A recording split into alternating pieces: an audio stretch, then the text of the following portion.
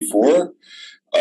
Can we rise and we have Ted Luxinger lead us in the Pledge of Allegiance. Pledge of Allegiance to the flag of the United States of America and to the republic for which it stands, one nation, under God, indivisible, with liberty and justice for all. Thank you. So the first item on the agenda, item number 3, resignations, Employee Retirement Board.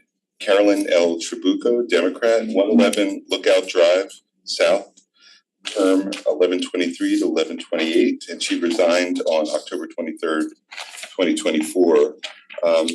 Carolyn helped lead this board through a transition to a more passive investment strategy, lower risk, and has really helped professionalize this board.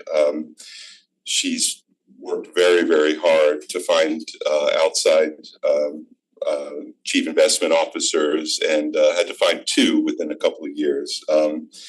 She's done an amazing job, and just thank her for her service. She has been replaced as chairman by Ken Brockfeld, so very thankful for Ken for stepping up. Carolyn's resigning for a number of reasons. She's on a number of different board of directors. She is teaching at Sacred Heart University, and her schedule just does not allow her to continue to do this. Anything further? No. Thank Ms. Trabucco, she's on, for her leadership, and I'm going to keep an eye out and try to get her back on maybe on another board that doesn't take as much time. She is a valuable asset, and I would hate to believe that the town has benefited from her expertise and her commitment and her passion for public service. The Human Services Commission, Rabbi Barbara M. Paris, Democrat, 46 Bunnell Circle, term 11/20 to 11/24, and she resigned on September 26, 2024. And thank you, Rabbi Paris, so much for your service. So item number 4, first selectman appointments. We have Ted Luxinger here to consider as an appointment, full member to the Conservation Commission, Theodore R. Luxinger, Democrat, 729 Cascade Drive, term 11/20 through 11/25. And he's replacing Jerry Alessi, a Republican who resigned, and we thanked Jerry last meeting for his service. May I have a motion? Yeah.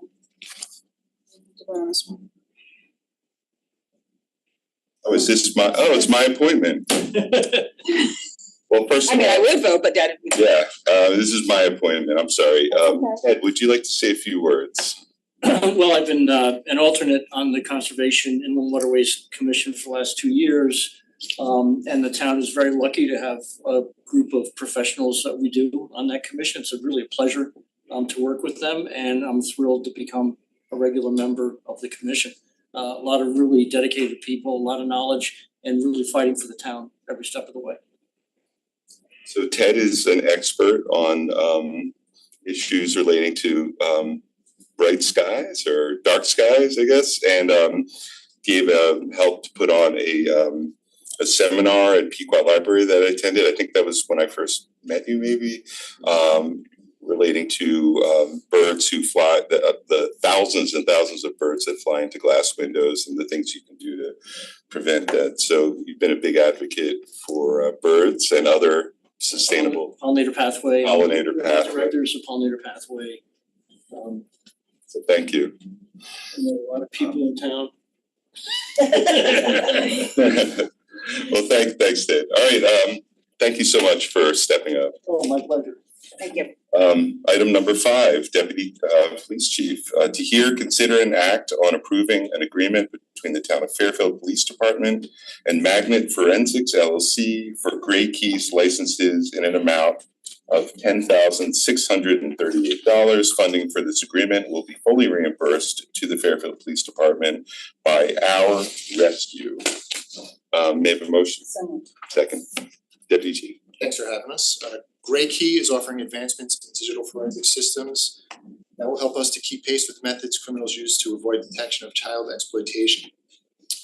We had previously discontinued Gray Key in favor of another system, Celebrite Advanced. It still has certain advantages, however, Gray Key maintains certain proprietary abilities that we lost when we discontinued using it.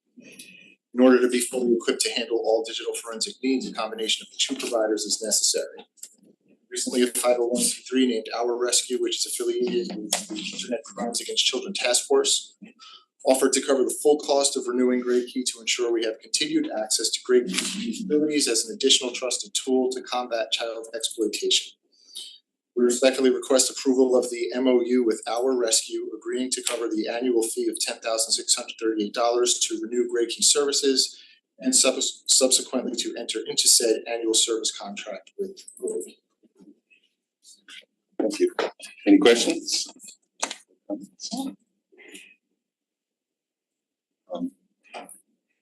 Is Brenda on?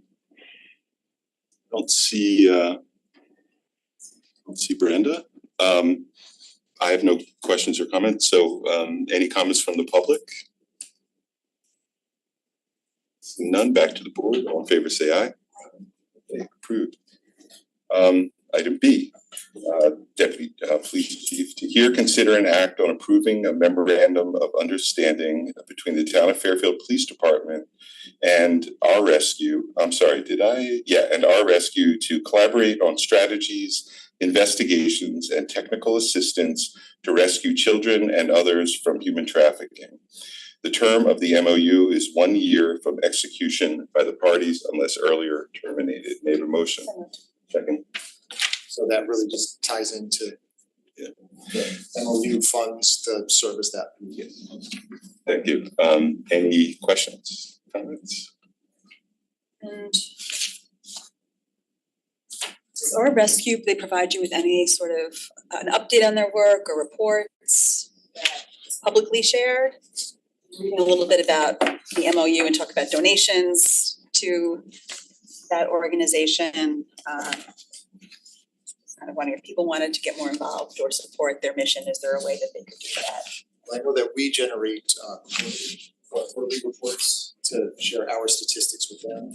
I would imagine on their website they I know ICAC does, the Internet Crimes Against Children Task Force has the information available. I would imagine Our Rescue does as well. If the questions are. All set? Okay, thank you. Any comments from the public? Seeing none, back to the board. All in favor say aye. Aye. Thank you. That's it. Thanks a lot, Ken. Oh, you have one more.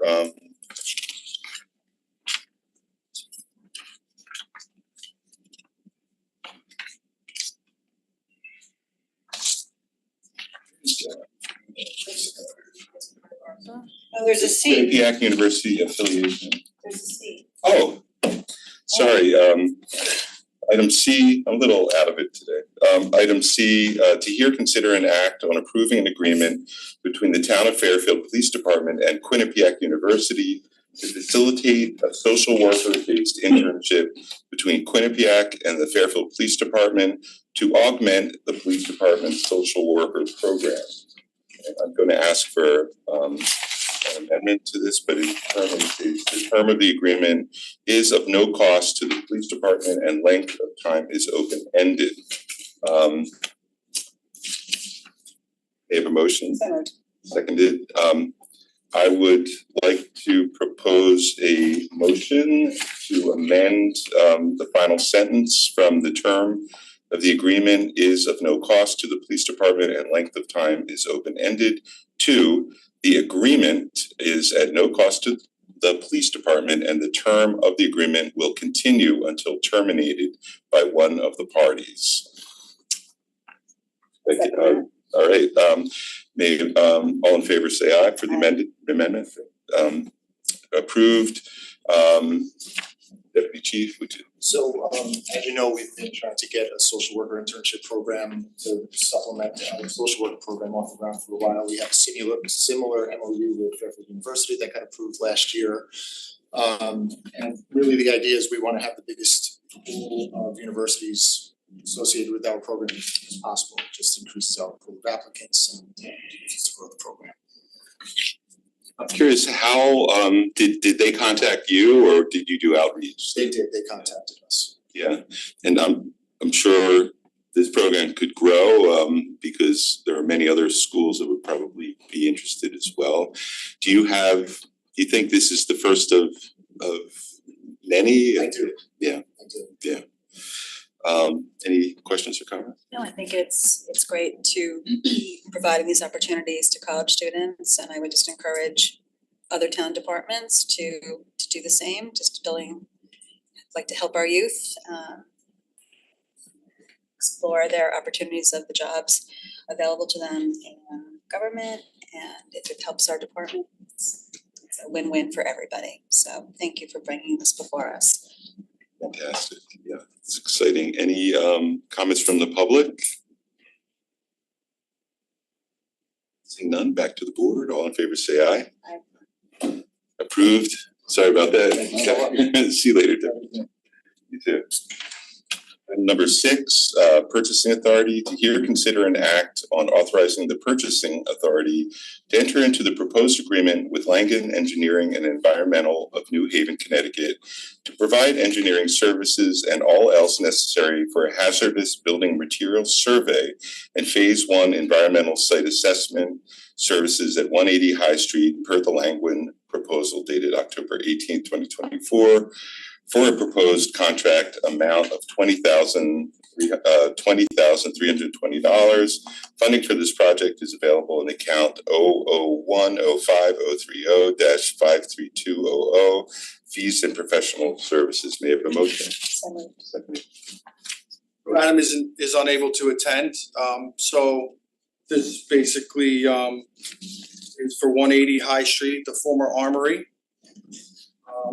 The town is anticipating that being turned over to the town eventually.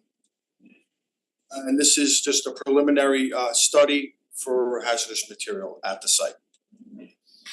Yeah, thank you. I just for the public, I'm not sure if we've given an update on this, but so we had to hunt down the people in the Army that have been involved in this. Many of them have left their jobs and moved on. This has been going on for like 14 years. The Department of Defense actually had to include in their law that this could be turned over to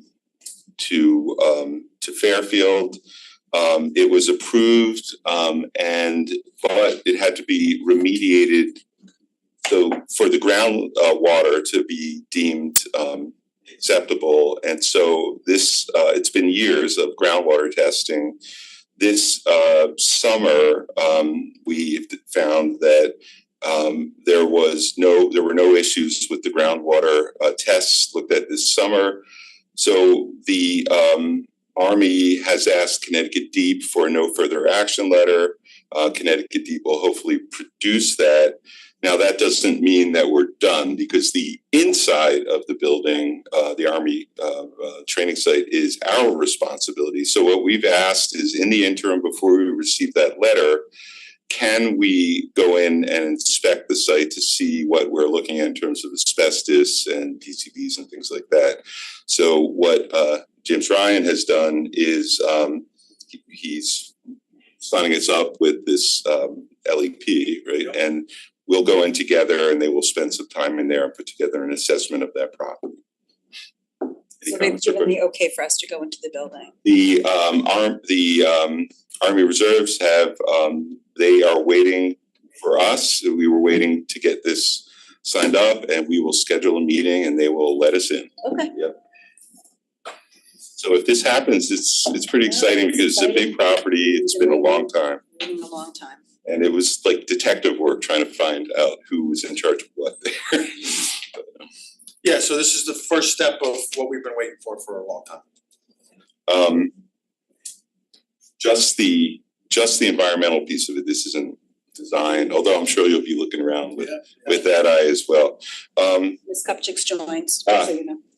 Any Brenda, any questions or comments? No, I'm glad we're finally moving on this. Obviously, you have all the work, the paperwork and the information that we worked on during my administration, and I'm sure that Congressman Himes has additional information. James was part of that. So I'm glad that we're finally moving along. I know that a lot of people did leave who were working on it back then, and there was a lot of twists and turns, but obviously this property is something we should be taking hold of, and I'm glad we're finally moving forward on it. Yeah, and Congressman Himes' office has been really helpful. So we go in, we do the assessment, see what's in there.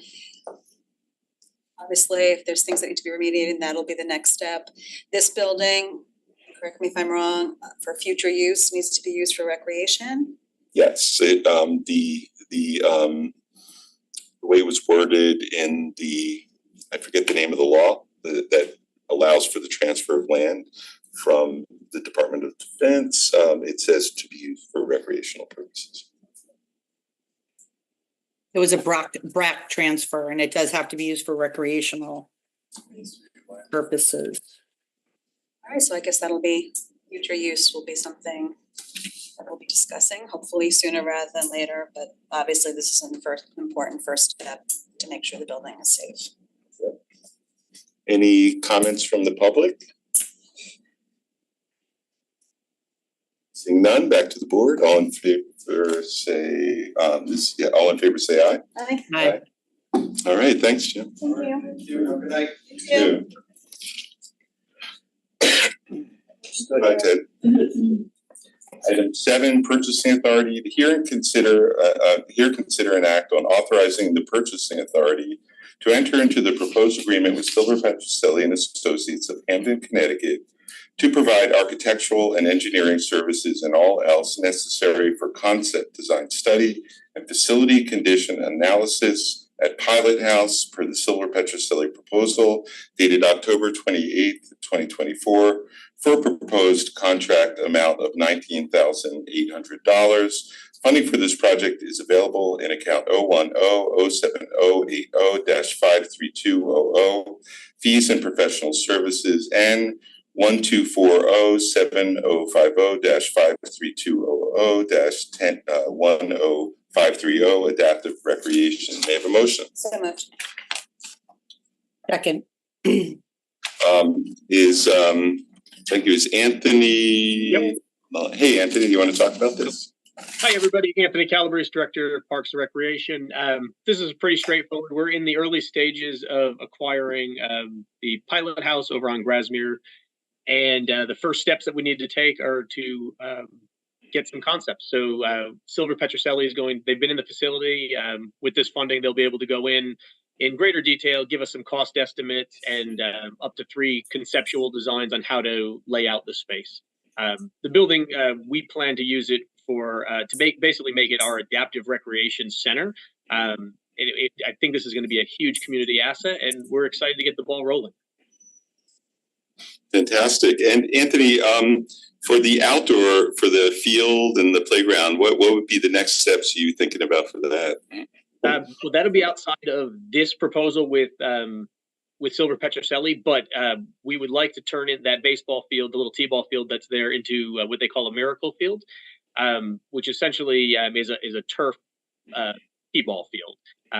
And then the playground that's currently there, we'd like to expand and make that an all abilities inclusive playground. So again, it'll tie right into the whole youth. We're really excited about it. So it's really exciting. This is one of the things that I talk about all the time with people. I'm stopped by people I don't even know who've heard about this. So no pressure, but this is exciting.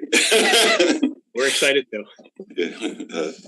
Christine? Personal level, very excited, heard from a lot of parents, and I think just even having this space for people of all abilities to gather is wonderful. So looking forward to plans and, you know, happy Pilot House is currently using it, and I'm happy that we're still providing services for that population in that space. Brenda, any questions? No, I'm glad to see we're doing this. Obviously, I think that the process and how we got here could have been handled a lot more professionally, but I'm glad that something positive is going to happen after all the negativity that surrounded this whole situation.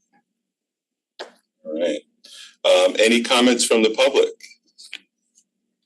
I have just a question for Anthony, Mr. Calabrese. Go ahead. Any feedback just from the program director or parents of what your initial ideas for what you'd want to see in the space? Again, any guidance given to Silver Petroselli?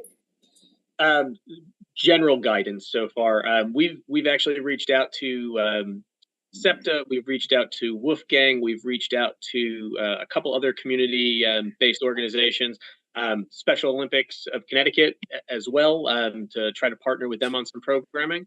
And just, yeah, right now we're, again, concept phase, but we're thinking that we're probably going to put 4 or 5 classrooms in there that'll be outfitted, probably with a fully adaptive kitchen, another multi-purpose space, maybe like a half gymnasium type thing where you can do whether it's some type of active sports or more things that are more passive like yoga or things of that nature. But yeah, we are trying to work as best we can with the community right now to try to find out what those needs are. Thank you. Happy to hear that you've connected with SEPTA, and yeah, it's exciting because I know this program has been kind of bounced around in school space and not really having the ideal space for it. So definitely exciting. Thank you for moving this forward, both of you. All right. Any other comments? Any comments from the public?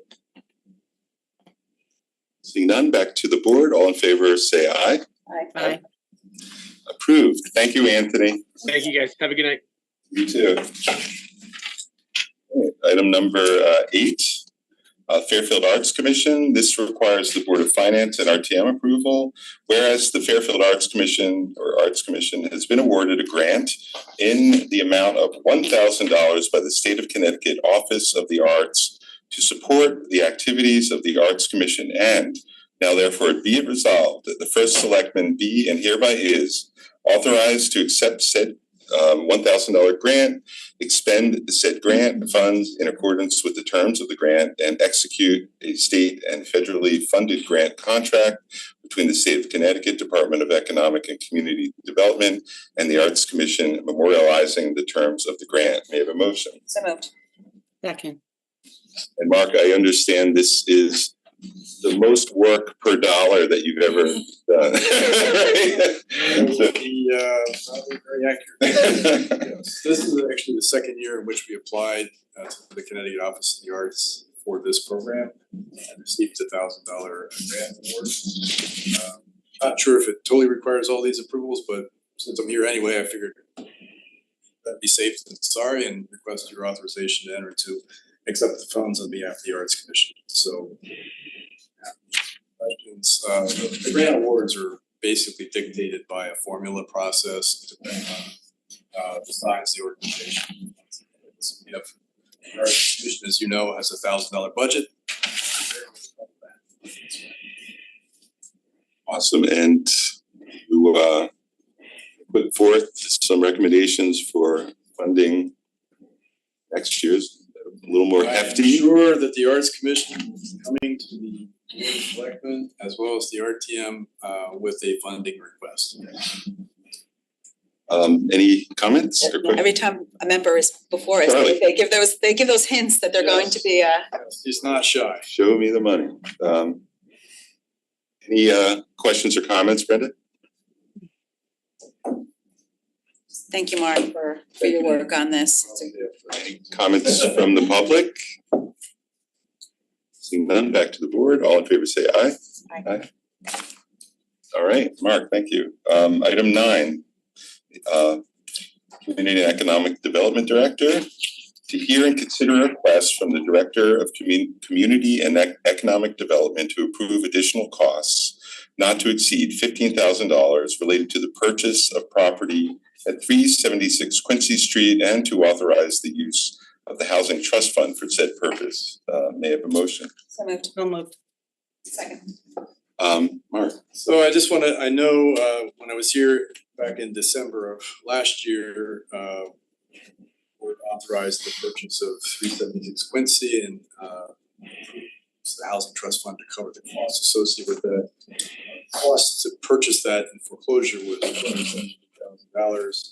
We had reserved through the Affordable Housing Committee about $350,000 to cover the cost, as well as other costs associated with the purchase and readying the site for redevelopment. I don't know if I was very specific in my presentation to the board, but I wanted to make sure that we did update the board on where we are with that process and ask for your specific authorization to reserve up to $15,000 to cover those costs, which would include some other carrying costs that we have with the site, as well as relocating the existing secure housing elsewhere. So cover both costs as well as the cost of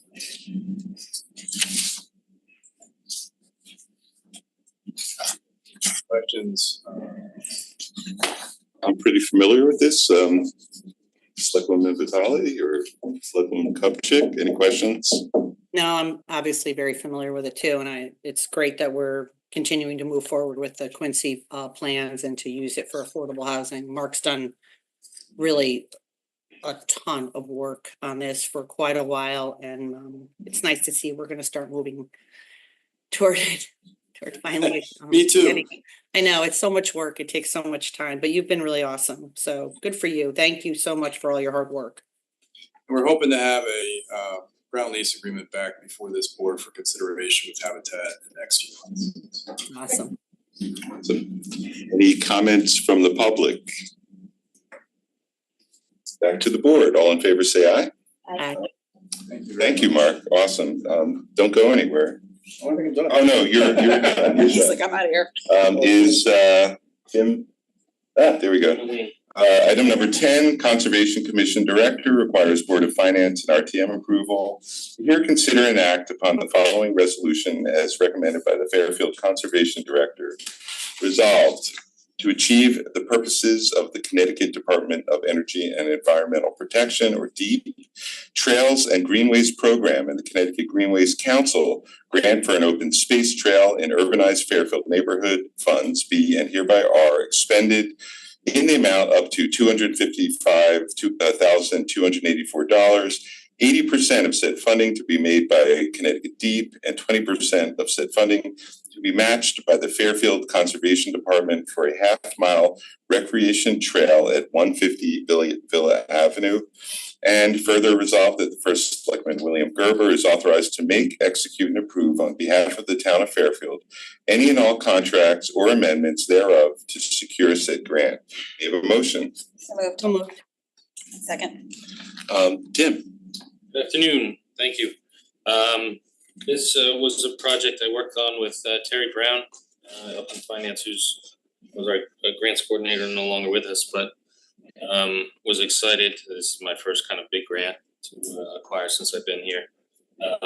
And it is for the design and construction of roughly a half-mile loop in the 4 parcels we acquired in 2022, and then another parcel I was able to secure in 2023. The total open space is roughly 5 acres. This is the location people have probably heard about me and engineering talk about this before, but it's going to be part of the Bruce River Stormwater Detention Area. It'll involve wetlands habitat enhancement, obviously stormwater detention, and perfect location, highly dense urban part of town, arguably little green space or recreational outdoor space outside of parks to put a trail in. We got proximity to Bridgeport, sidewalks all over the place, extending down Villa in both directions. So looking forward to utilizing the grant funding to install this for the residents. There will be a kind of handicap accessibility component. There would be two, well, at least right now planned to have two parking spaces for handicap vehicles only. The rest would be pedestrian accessible with access from Villa and Algonquin. So bringing in our neighbors in City of Bridgeport and everyone in the neighborhood, you know, it'd be a good area for a relatively flat, simple hike if they, you know, people want to get out and do some walking in the woods. So. That's awesome. And are there bulldozers on the site right now? Are you going to start after they finish, the engineering finishes what they need to do? Yeah, this would have to come after the bulk of the site work's complete. And that site work's going to start pretty soon, right? Yeah. That's my question, but congratulations on getting this grant. It sounds like it's gonna be a wonderful addition to the neighborhood. Yeah, there's a couple things going on, like I said, with engineering's project, in collaboration with the Conservation Commission and the department.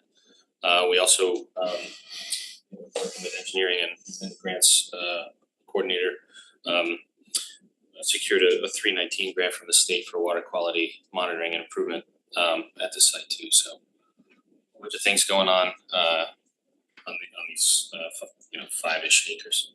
It's really interesting to think of a half a mile on that site, because I go there by there all the time. It doesn't seem that big, but I guess it's gonna go around the perimeter. Yeah, we'd look to make it a loop. We have a preliminary design that we needed to, propose costs for the grant application. There'd be a couple stream crossings along, what would be stormwater detention ponds as the normal course of the river would flow under Villa. But it, you could easily fit about a half mile loop in there. So Do you see like any picnic areas or seating areas or just the trail? just the trail, yeah. I think with the density in the homes, essentially in people's backyards, we don't wanna encourage or facilitate hanging out other than hiking. And there is part of the application highlighted the city of Bridgeport, that neighborhood adjacent as a environmental justice community, as well as I think I measured about 1,100 feet to the senior center at the other end of the villa. So essentially, again, you could walk there from that intersection where the car wash and the senior center is, down the sidewalk, or push a wheelchair, or and have that use. Any questions or comments, Selectwoman Yeah. Kupchak? Yes, thank you. I mean, this is good. I mean, this is great. This is part of the whole vision we had when we put the ARPA funding for Rooster River, and we partnered with Aspetuck Land Trust on this site for the catch basins there. And we wanted to, have something just like this. And I just want to kudos, thank you for acknowledging Terry Brown's work on this. She did some really great work, and this is a huge bonus for our community. I'm excited that we're going to be doing this, and I'm glad that we got this grant money. Just as a side note, I wanted to ask Bill, did we fill that part-time position yet for the grant coordinator? We are going to fill it soon. We've interviewed a number of candidates.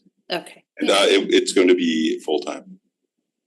Was that, we don't have a full-time position in the budget though. We're moving some things around because that definitely part-time wasn't enough for that job, so. Right, any budget changes are supposed to come before the boards and changes like that, staffing changes in the budget. I will double check on whether or not we can do it, but if we have to, we will definitely come to. I mean, I agree. I think we should have a full-time person. I just think it's supposed to be part of the budget process, not done sort of. I will double check on that. I know that the belief was that we didn't have to, but if we do, then we will come back. But Aspetuck is not involved. They backed out, right? Correct, they did. Oh, yes. did they? Yeah, they did.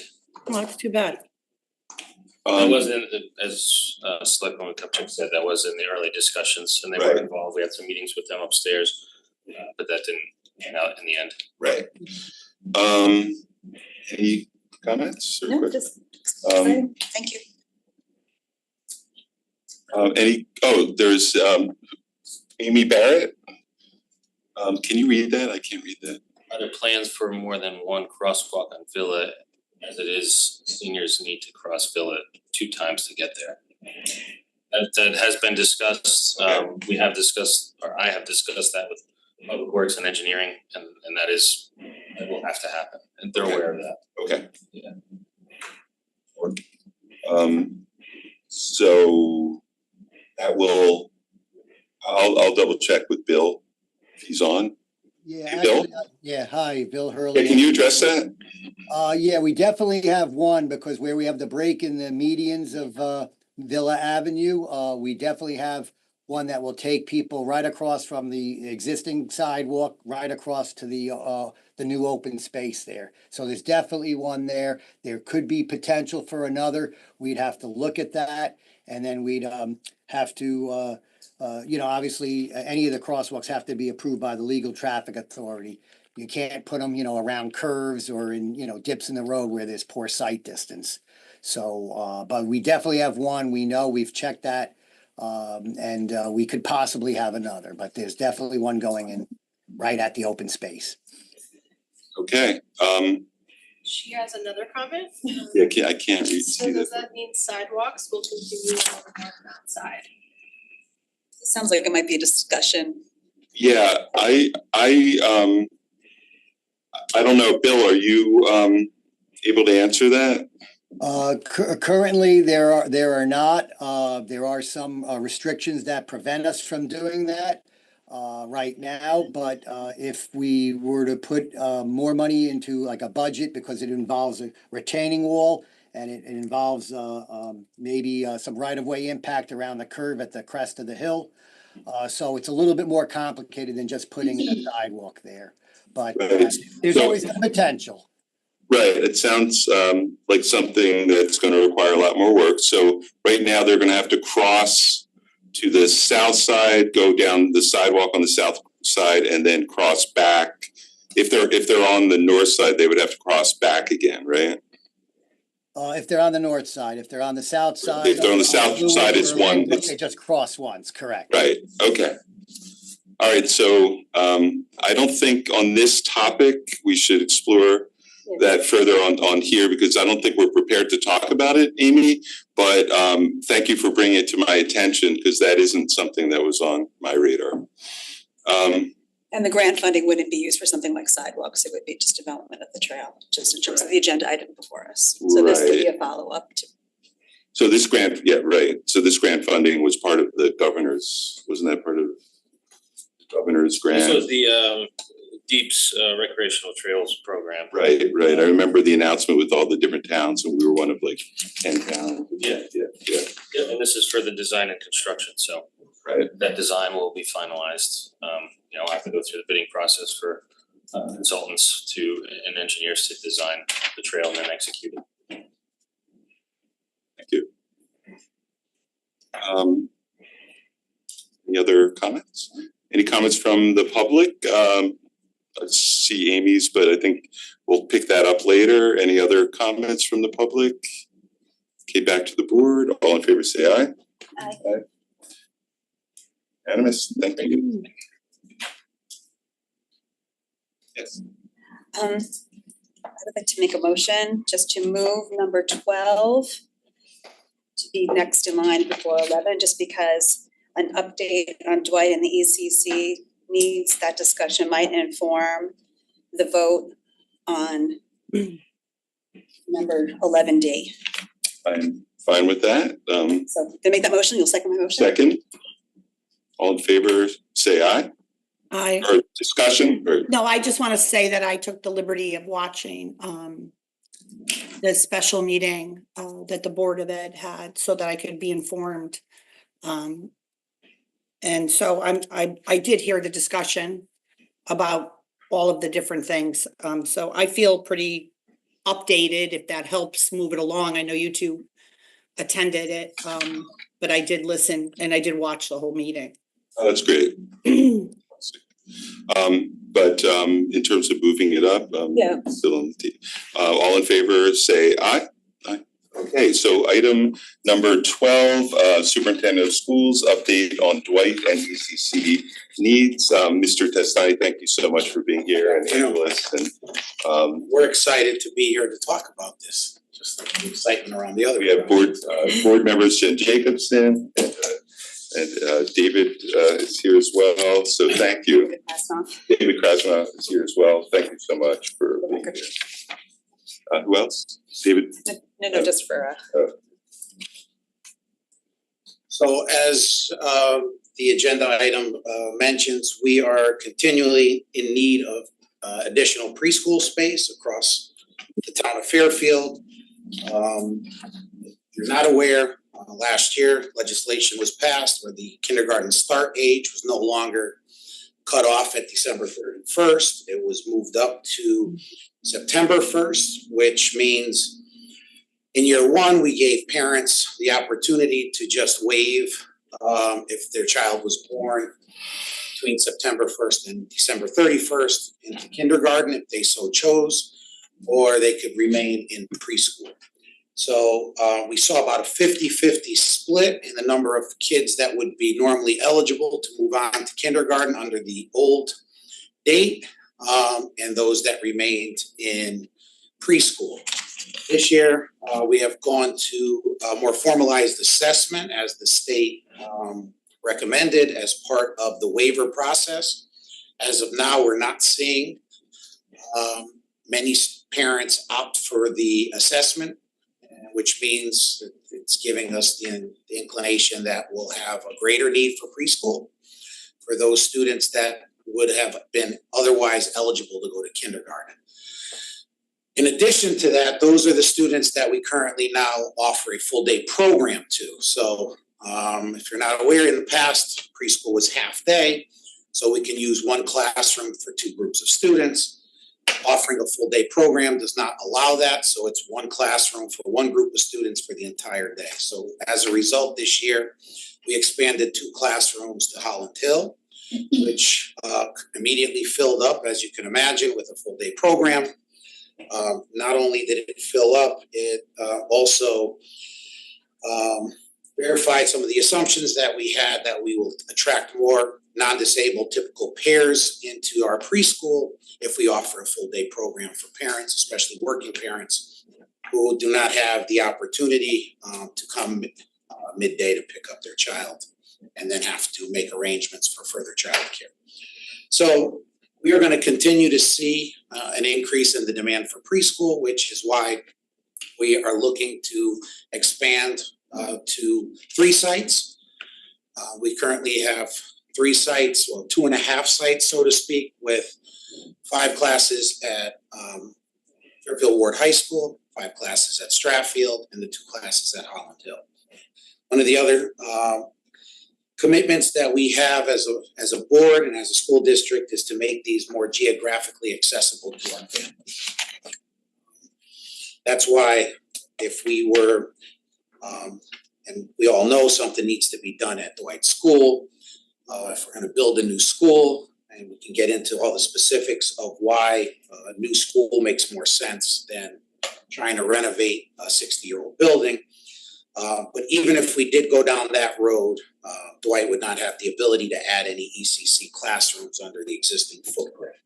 So again, this is something we believe strongly in, adding classrooms for preschool.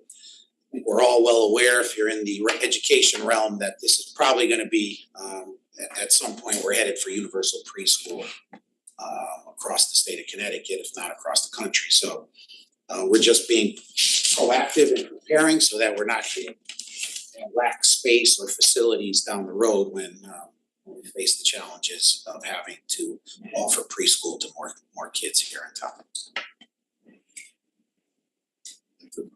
Yeah. just in the context of, and I appreciate that there, for the public's sake, that there was a Board of Education meeting, that this was discussed at. The Board of Selectmen was invited to join that meeting ex officio, as well as the chair of the Board of Finance. I asked that it be put on this agenda just so the public could follow the process along.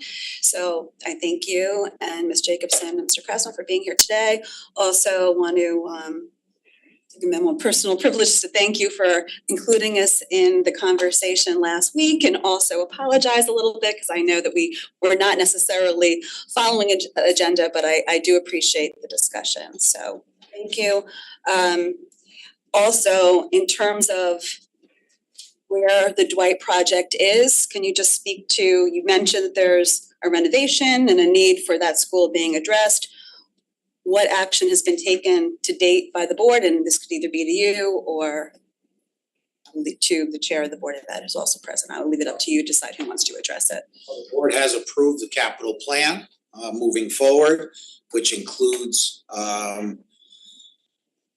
we've looked at a couple of options, like we just mentioned, building a new Dwight School up on the field, a brand new school with an addition of the 5 ECC classrooms. We did explore the possibility, and at our last meeting, as you both were in attendance, we had a representative from Silver Petroselli and Associates to talk about the challenges and that we would have in a renovation of the current building. And we would not have the opportunity, because of where it's situated on the plot of land, to add ECC space to that current footprint. There are some cost differences just on the early onset that was raised at the meeting. However, we believe that, and we're also exploring and we're waiting for a return on that request from Silver Petroselli to also do a cost analysis of a new school building up on the field without the addition of the ECC as well. But we feel strongly that we'll be able to make a case to the state that if we build a new school, we'll be able to get the higher reimbursement that you would normally get on a reno, based on the fact that all the challenges that it presents being at trying to renovate the current building, and the inability to do that work while students are housed in that school. We would have to vacate the property for up to 2.5 to 3 years, which would then escalate costs for transportation, and a whole host of other challenges that will present. So we're confident that as we look deeper into these projects, into this project in particular, that you will find that building a new school not only will serve the population of the Dwight community well, but also be more cost effective overall to the town of Fairfield in the long term. And so the Board of Ed approved around 3.4 million in seed money. And it's not before this board right now, but just that's where we are in terms of moving this project forward from that board's perspective. Right, from a feasibility study from an architectural engineering firm to getting into more conceptual schematic designs that'll give us more answers to what it entails to build a new school, but also many of the challenges that we assume will be in the existing building. Rule out for any other boards here in town what we already assume, and I think we are pretty confident in saying that it's a challenge to try to do a renovation of that building, given many of the constraints. And I think in a 60-year building, in my experience in my previous district, the hazardous materials alone and the disposal of those materials, as well as the complexities of and the challenges of the existing building and how it was built, I think we'll find very clearly that it's a good idea to build a new building. It's not often, as it was also reiterated at the board meeting last week, that we have the opportunity to build a school while students are still housed in their existing building with very minimal disruption.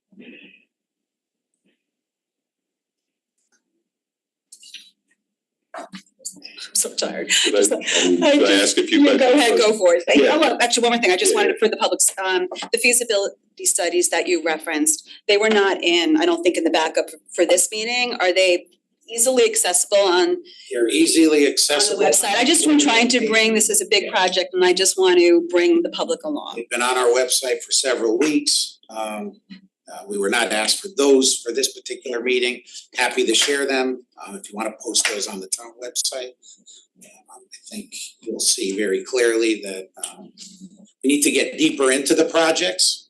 I think once we do that and try to do a comparison, we'll start to see the escalating costs as well as, the unknowns that we'll be discovering in the renovation of a 60-year-old building.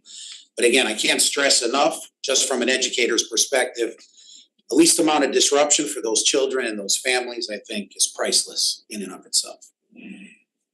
And I asked the superintendent at the Board of Ed meeting, we were going between feasibility studies, a lot of figures were referenced in terms of the different scenarios. So there is a backup just outlining those costs that is included. I don't know, I will leave it to the rest of Selectmen, just for, so we're all on the same page in terms of numbers that have been presented thus far. And on that, those comparisons that were provided for this meeting, we included the lower end reimbursement on the new building. We did not make any assumptions that we would get a higher reimbursement based on the state looking at all the factors that they would normally use in determining whether we would get a higher reimbursement. We're also hopeful that our state delegation would be able, through special legislation, to advocate on the town's behalf for an increased reimbursement as well. Many towns across the state have had the luxury of getting an increased percentage on capital building projects for schools, and I don't see any difference in the ability for the state to grant that here, at least to the renovated new, not higher. Can I ask something? Yeah, thank you. Go ahead, first, Selectman. Thank you. So like I said, I did watch that meeting and I'm glad I did. The vice chair suggested I watch it. And there was obviously a very healthy discussion among the board. It seemed like the full board had a lot of questions for the subcommittee who'd been working on facilities.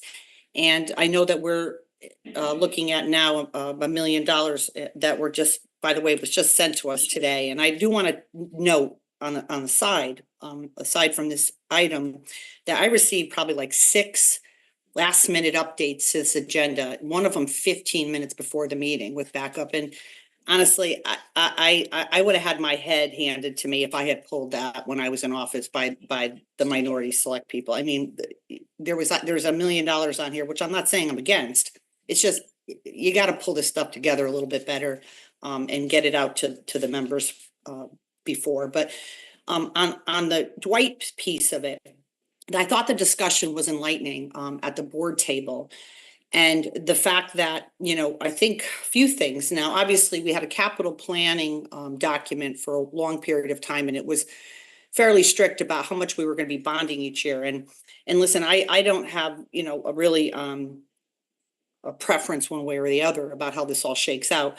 Although I think that most people have a preference about how much money we're going to be spending and bonding. And I think the conversation, when the board, Christine, when you were still on the board and you all went through that 1 year exercise of just looking at numbers and enrollments and all of that stuff, and talking about we didn't have we didn't have enough students really, and then the ECC has been folded in.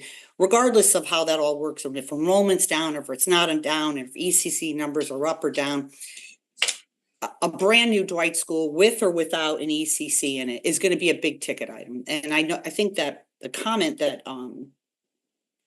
Jen Maxim-Kennelly made, I think was enlightening. She said, there's a possibility we lose that field at Dwight. And we have a field shortage issue. She talked about, having to tell other school districts and school communities that they may have to wait now 5 and 6 years on their air conditioning plan. So, listen, I think that it sounded like there was a lot of confusion going on. And listen, in a perfect world, you want to spend all the money and get everything you want. And that's great, but we don't have endless supplies of money. And as we've talked about during capital discussions, all these new capital items have been put on this past year that weren't there before. We have huge amounts of WPCA stuff going on that need to be done. So listen, I'm more than happy. And I know that the last whatever email I got with the, changing the update on Dwight to now an appropriation for $1 million of seed money. And I'm glad I watched the meeting because now I understand and I think it's smart to do that, to do a full feasibility and figure out where we're going here. But I just want to caution, and Billy, I thought you asked some very good questions at that meeting, about where are we going here? How much is this all going to be? Because, we don't have a money tree in the back of town hall, and, costs are going up, and there's a lot of additional things that have been added to town government. So I just want to raise the warning flag here, just to say that I'm all on board with improving things and appropriating funding for additional schools, but I think it has to be very clear, as Jen Maxim Kennelly said, that other things are going to have to be moved on that capital list, and I think it has to be a fulsome discussion with the entire school community so that they understand that, if the Board of Ed eventually, and if the town, Bill, if you agree to put that on an agenda at some point after a feasibility study of the property, that other things are going to have to be pushed back, so that we're not, blowing our town's credit card, we're not taxing our residents in a an outrageous way. So I just wanted, that's kind of what my take was from watching that meeting. That I don't know that the broader school community or parents are understanding that, it's great to have a brand new school. What's the current enrollment at Dwight? How many ECC kids do we have? Does it substantiate having a brand new, potentially $60 million or more building? I think Christine's comments during that meeting were very spot on about having an ECC, obviously in a building where there's already administration and staff and all of that. Is a cost saver, and I never thought it should go into the senior center. I always thought that was a bad idea. But I just think there's a lot, and I think this seed money will help us, all of us have a better understanding, but I think it needs to be more widely sort of circulated that things will have to change if eventually the town agrees to start spending what I consider a giant amount of money. Things will have to be moved around in the capital plan. Thank you. Do you mind if I? No, you. Yeah, so I think everyone has really valid points on this. There's no right or wrong answer on this. My perspective is maybe a little bit, much of what Selectwoman Kupchik said, I agree with. My take is a little bit different in that I do believe that Dwight needs to have something major happen and very soon. And the question is, what's the most efficient / most reasonable way to do it, considering all these additional needs of the town. And that's really what we talked about at the board table. I hope I made myself clear that I think we need Dwight, and we need to make it a very nice school. But before reimbursement at $65 million, we need to make sure that we're doing it the right way, and that there are other options, which I don't think the board even considered because they didn't really feel they had the right to consider certain things that they didn't view as quote their property, unquote, to mess with. But given the dollar amounts and the difference between building up on the field with an ECC, and then we haven't characterized the site very well yet. It's going to require borings and environmental testing, both that site and putting on some addition on the existing site. If we go that renovation route, we should pursue, instead of a strategy, which I think what the proposal that was put, or the ask was $3.4 million to pursue really the one option, to design a building up on the field, and what we're saying is we want to explore different. First of all, we want to do some amount of work on that field first to see how complicated that would be, because we all know that a $65 million project, they did say they did not really factor in, they have contingencies, but they didn't factor in environmental issues and things like that. So if we could, or at least not big, maybe there was some contingencies in there, but not big environmental issues. So if we could start checking off some of these high risk or maybe low probability even, or medium probability, but high potential cost items on both sites, we could then be in a better position to make a decision, and separately, maybe with the same company, but separately look at Mona Terrace and what that would take to make it into a very nice ECC, and Giant Steps, where we have a building there, we have a space there, and we also want to look at Jennings, because the plan is put forward for Dwight contemplates a second floor on the Jennings School as the third site. We also, I think, based on some members of the board, have asked us to look at existing schools and whether there could be existing classrooms. And I think we've talked about Riverfield and Osborne Hill as just a very high level look at whether or not that would work. So these are things at the dollar levels that we're talking about, 65 million gross before reimbursement. So who knows, 55, 50, whatever it is, very large numbers. And the difference between renovation at this very high level, Silver Patricelli report, where renovating plus 9,000 square feet would be much less, maybe 20, as much as 20 million less. We know that there are issues that they're probably going to encounter when they start doing a renovation, but we don't know what the extent of that is. I think we have to characterize that a little bit better before we just say building is better than renovating. I think just due diligence on that, and then due diligence on the other options. And hopefully we can do this within the next, few months. I'm hoping. Yeah, I just wanted to add, because I know Selectman Kopacek mentioned, I think we, through our redistricting, we did a complete analysis of all our facilities in terms of space, and the Dwight building is definitely one that we need to keep online. With the additional overcrowding and programming at Mill Hill and Osborne Hill and McKinley, I think it's becoming evident that we're gonna have to do some shifting of programs into Dwight as well. So I think just to ease everyone's concerns about building a school and having a low enrollment, I think needs to just be clear that we do have plans to make sure that other students are accessing that new building once it's completed as well. Bill, can I ask you, when you were just saying all those different sites, is that where the million is going to be looking at? Literally, I don't. Are we going to be looking at Jenny, Mona, the alternative high school site?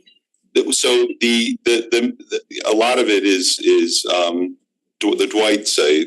So doing schematics and borings and characterizing the site so that we know what the risks are before we make a decision. But part of it is to assess our other facilities to see if they make sense for an ECC.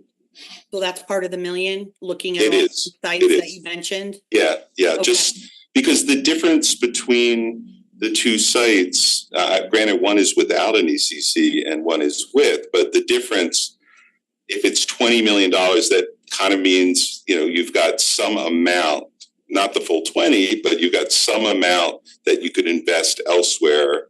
And if you could achieve a better result, if you could achieve as good a result for significantly less or a better result for the same amount of difference, it's something we need to check off. We need to make an evaluation of before we go and spend this much money, in my opinion.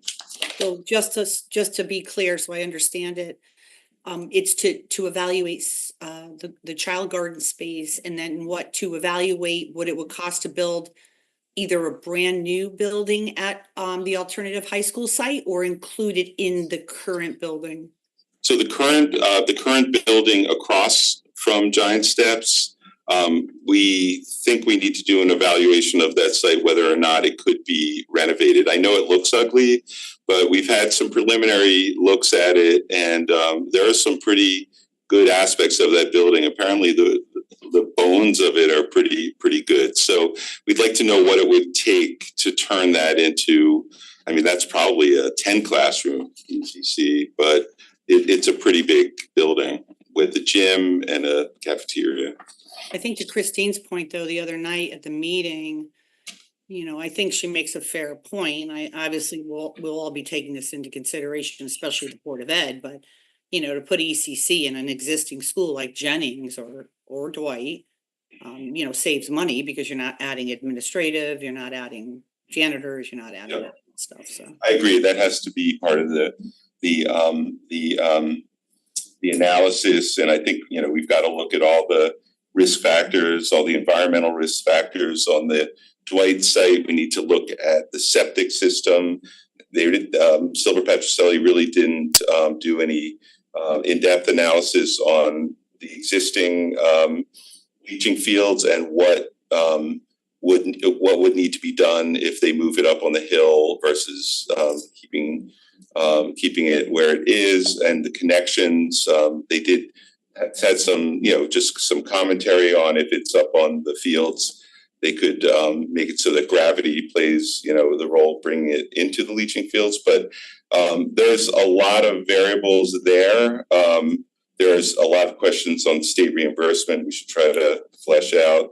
For Oldfield, we probably can get some more in-depth analysis on, you know, the probability of what type of storm, you know, really would it take for water to be in that building, because, you know, we all know, you know, with Sandy, there was no water there, so it could be protected in a way that really hasn't been modeled. Any loss of field space, access to parking, access to the buildings, and also parking considerations. I mean, these are things that I think we need to flesh out, and then, you know, tick them off one at a time, and, you know, possibly end up with a building on the field at the top of Dwight. So, but I don't think that work's been done yet. Yeah, I'm sorry. That's okay. Just to follow up with Ms. Kupchak and Mr. Testani did allude to it. I want to first say that Dwight, the renovation, and Ms. Kupchak, you probably can attest to it because you worked on the last 10-year plan. This building should have already been renovated. It has been pushed back for various reasons, and I say that I've lived experience, you know, full disclosure to the public. I had a child in that school for 16 years. Got involved really because it just kept on getting delayed. And over the years, I have just witnessed water pouring out of the ceiling and buckets in the cafeteria as kids were eating, and the septic, you know, the smell coming into the main classroom, and smells in classrooms. And you probably remember this, that we had to take classrooms totally offline and having to snake through the walls, and after Osborne Hill PCBs, looking at areas that might have PCBs, so we had to encapsulate that and paint over it. Don't have dollar amounts to any of these problems. It's just really having kids in there. So I very much appreciate the risk that comes with the renovate like new. But I absolutely appreciate doing our due diligence in terms of the amount of this project and the other needs within this town. We also the Board of Ed moved it back on the waterfall, in part because we were trying to work within the bonding capacity year per year. And as you mentioned, we were going through redistricting conversations and really doing our due diligence, whether or not we needed 11 elementary schools. And once again, it was determined that we absolutely do. So that kept Dwight on the table. And also, I think it's really, really important to be forward-thinking 50 years in terms of investment in any building, whether it's a renovate like new or an addition someplace else.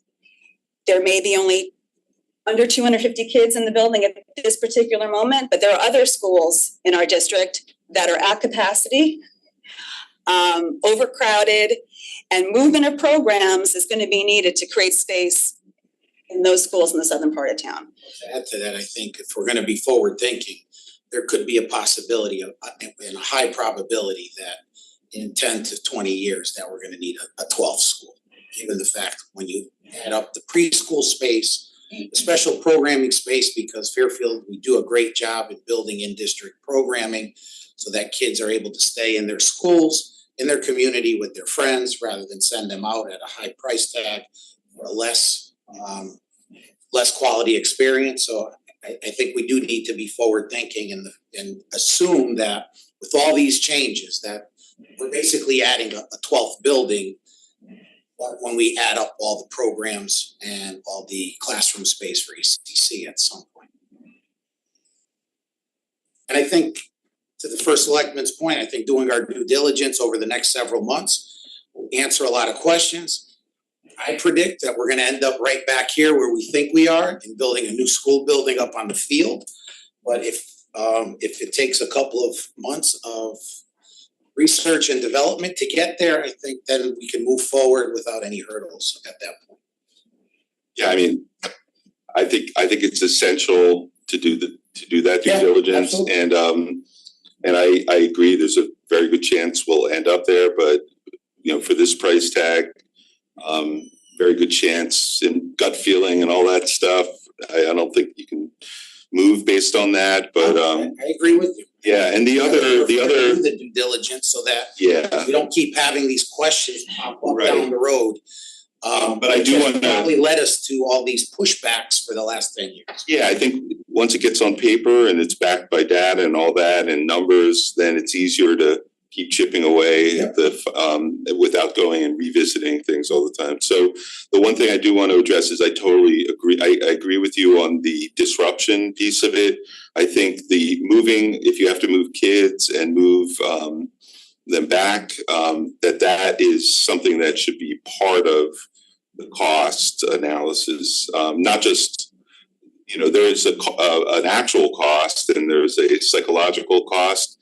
But if it turns out that cost is $20 million, you probably wouldn't say that ultimately we would save $20 million. That cost probably wouldn't be offset by the disruption. But if it's something, I don't know what that number is, but it is certainly worth something, and it should be on the on the spreadsheet. Yeah, I think we have to look at, as you mentioned, the emotional cost, the financial cost, but also the feasibility of it. Because and if it's not feasible, it's already very difficult to transport the kids that we have to transport to their neighborhood schools and to programs. To throw 250 students and try to transport them, the bus companies may not be able to do it or do it effectively. So I think that also has to be part of the conversation with our transportation department. So for people that have been following this for many years, because my wife was on the board of ed for many years,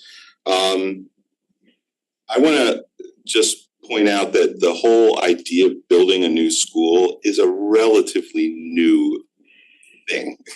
It was always a renovation, and all of a sudden there was some additional thought that went into it and said, maybe it's cheaper and better to do it a new building, and maybe it's better to do it up on that hill. And so it's not like this has been around for a long time as a concept. It was a renovation for as long as I can remember, it up until maybe a year and a half, 2 years ago. But so that's part of the shock value in this a little bit. Yeah. You have to change some of the thinking around. I mean, it doesn't mean it's not the right thing, because I understand why it may be the right thing to do. We were going to renovate this building up until, a couple of years ago. Let's prove the $1 million. But I would like to invite David or Jen Jacobson to speak if you would like. Sure. Or Angeles. Or anyone. Or David. Hi, Jen Jacobson, Chair of the Board of Ed. Thank you. That was a really good recap, I think. There's just a couple of points I'd like to make that Mr. Testani introduced, and to reiterate, we're hearing a lot about Dwight in ECC. And I think Mrs. Vitale and Mr. Testani spoke well to the point that this actual plan was to address comprehensive issues across the district by utilizing this space better. We spoke to some of the overcrowding issues that we're having at Mill Hill, Osborne Hill, and McKinley at this time, and how this plan would alleviate those issues. So it's not just Dwight, it's not just ECC, but it's issues across the district. Also, the point on the cost, I just wanna, we've all had the backup now, we've all seen things. So it would be great if we could just stick to the factual numbers rather than throwing out, things like $20 million and use the actuals that we have right now, knowing that there's high risk involved in the estimate on the renovation piece of that. I also wanna drive home the point for those who are new or haven't been around for very often. This is not like Holland Hill or Riverfield or Mill Hill or anything like that. Those were alterations and extensions. Those were not build like new. So the build like new is, as a reno, would be a first that I'm aware of in Fairfield, where you actually are gutting the whole thing down to the superstructure of the building. That's not been done here. Hence the high risk that we're hearing about that would happen. And I appreciate the due diligence that you want to look at whatever you're going to look at, and we'll get into that with $1 million. But as we've discussed in the past, there are things that you're just not going to know ahead of time, right? Like until you're in there, you're not going to actually know that. So just want to drive home some of those points at this point, but yeah, that's it for those. Thank you. Okay.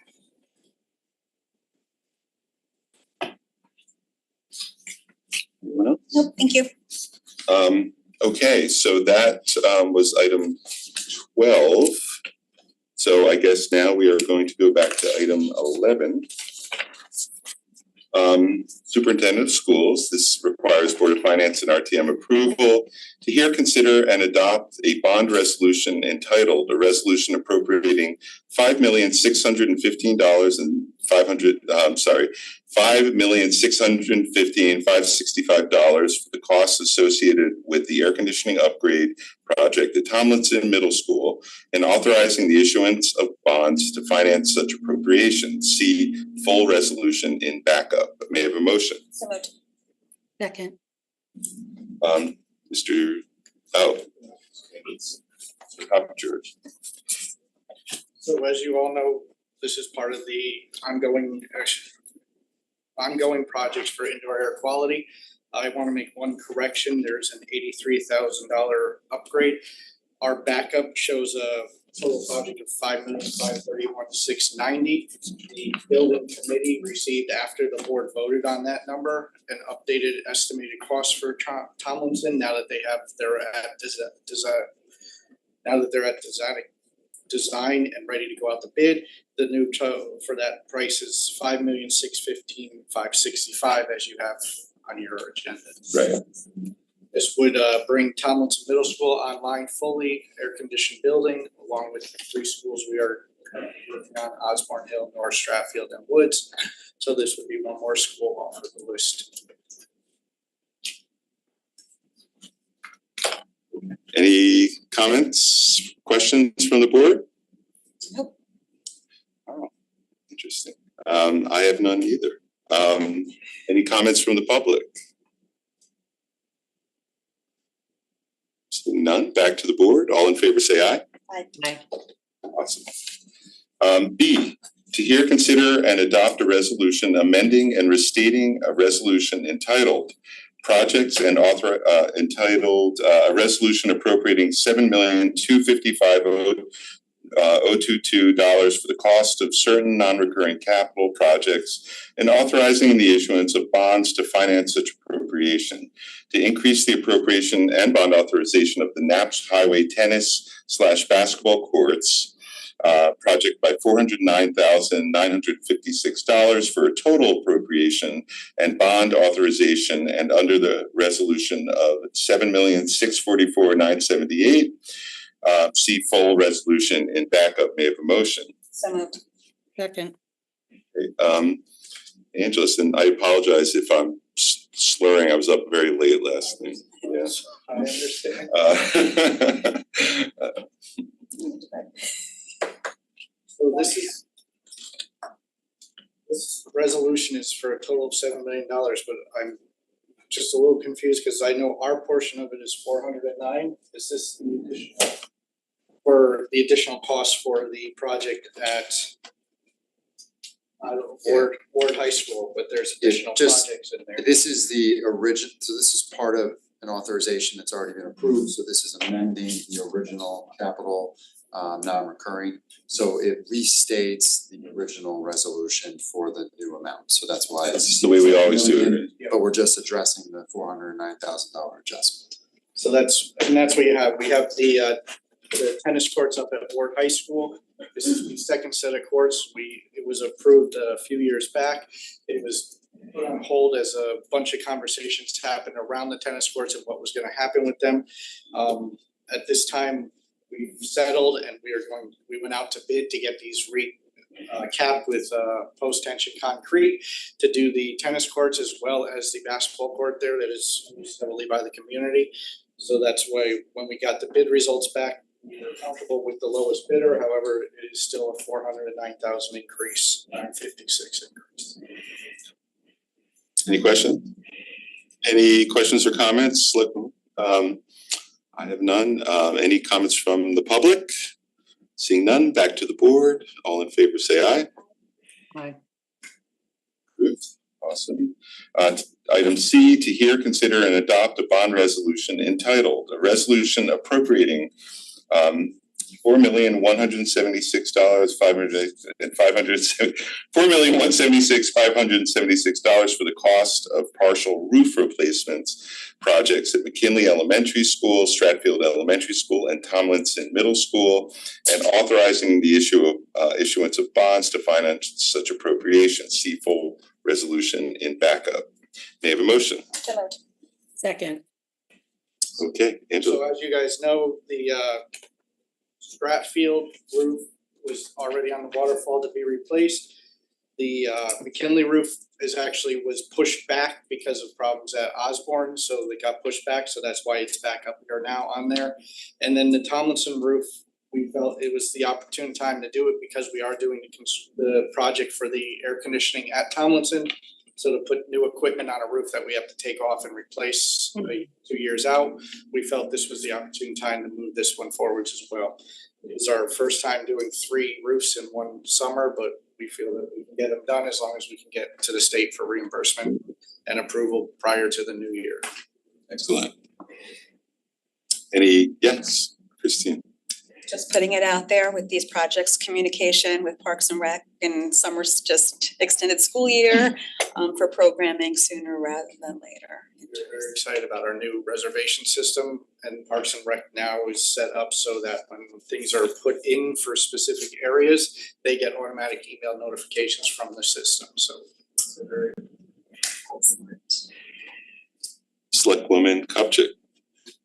No, I mean, listen, these are things that are on the waterfall, and I think this is, I think it's important to know, not just for us, but for the community. I mean, after we approve this, we would have just in the last 10 minutes approved $18,457,000. So, we have to be very careful about how we're spending money. It's $18 million, and they're all very worthy things, but it just needs to be. Well, I think it's a lot of money for sure, but I think you're double counting the 7 million. Yeah, that's. That is that's 409,000. That's just updating an old. But yeah, it's a lot of money. And I think it's smart, Angela's, to be doing Tomlinson while you're doing the air conditioning, because that just makes sense. Okay, any comments from the public? Seeing none, back to the board. All in favor, to see if you're awake. All in favor, say aye. Aye. The item passes. D, to hear, consider, and adopt a bond resolution entitled "A Resolution Appropriating $1 million for the initial cost to conduct a school district building evaluation and authorizing the issuance of bonds to finance such appropriation." See full resolution and backup. May I have a motion? Second. Any questions or comments? Talked about this quite a bit just now. We did. Can you just speak to timing, how quickly we can get moving on this? Who's going to be overseeing this? I know we got some backup, as Ms. Kupchak referenced right before our meeting, and I agree in terms of we've gotten a lot over the last week for the agenda, but being that the Board of Ed met last week, and I appreciate there's a desire by everybody just to kind of keep the ball moving forward on this. Timeline for going out to bid, what's the first step in the work that's being done? There's a lot of things that are being covered under this $1 million in terms of looking at Dwight, looking at Mona Terrace, looking at Giant Steps property. Just want to get a better idea of approach and who's going to be kind of steering the ship on this. In terms of going out to bid, and how we're going to go out to bid, I think prioritizing the work. Yeah, so the most important part of the work is definitely the Dwight sites. I think we were thinking about making Mona Terrace and the other, Giant Steps and the other buildings sort of an alternate on that. And we would like to go out to bid as soon as we can. So can we go out to bid this week? No, next week. But and then we're asking for a very quick turnaround, so probably a couple of weeks. And then in terms of how long this would take, what would you say we would require? 2-3 months or 4 months? One of the things we've talked about is certainly, so I want to put an exact date, but coming back to the boards. And at least updating where we are, getting some amount of feedback, having that dialogue. I think that's the process. So we're being cautious. I appreciate that, but in our minds, I think that's what we were hoping for at least. Yeah. Yeah, and I think you'll see that pretty quickly. I mean, one of the things we want to do is hit the ground running, yes, particularly on the Dwight side of things, and start to bring some amount of clarity on some of the early options as we head to the waterfall. One of the things the Board of Finance is, sort of suggested that these projects today can move forward, but February, March, the latest, without some more concrete numbers, even if an exact path isn't chosen, to start to bring the waterfall is not presented. So a lot of work needs to be done around the holidays and in what I would say is about 3 to 4 months window in order for that to occur.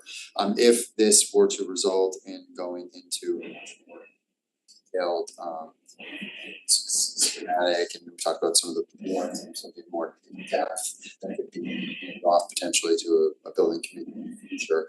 That obviously may take a little bit longer of time, but it would also set up that future committee or project to be further down the line. And I would use the HVAC as an example of something that had certainly a lot of legwork already put into it, so it was already at that state to so I think we envision something along those lines. And in terms of managing the process, I mean, I don't think we would go out with an RFP without collaborating with Mr. Testani, Angelus, Chairman Jacobson, to make sure that we have not missed any major considerations. Yeah.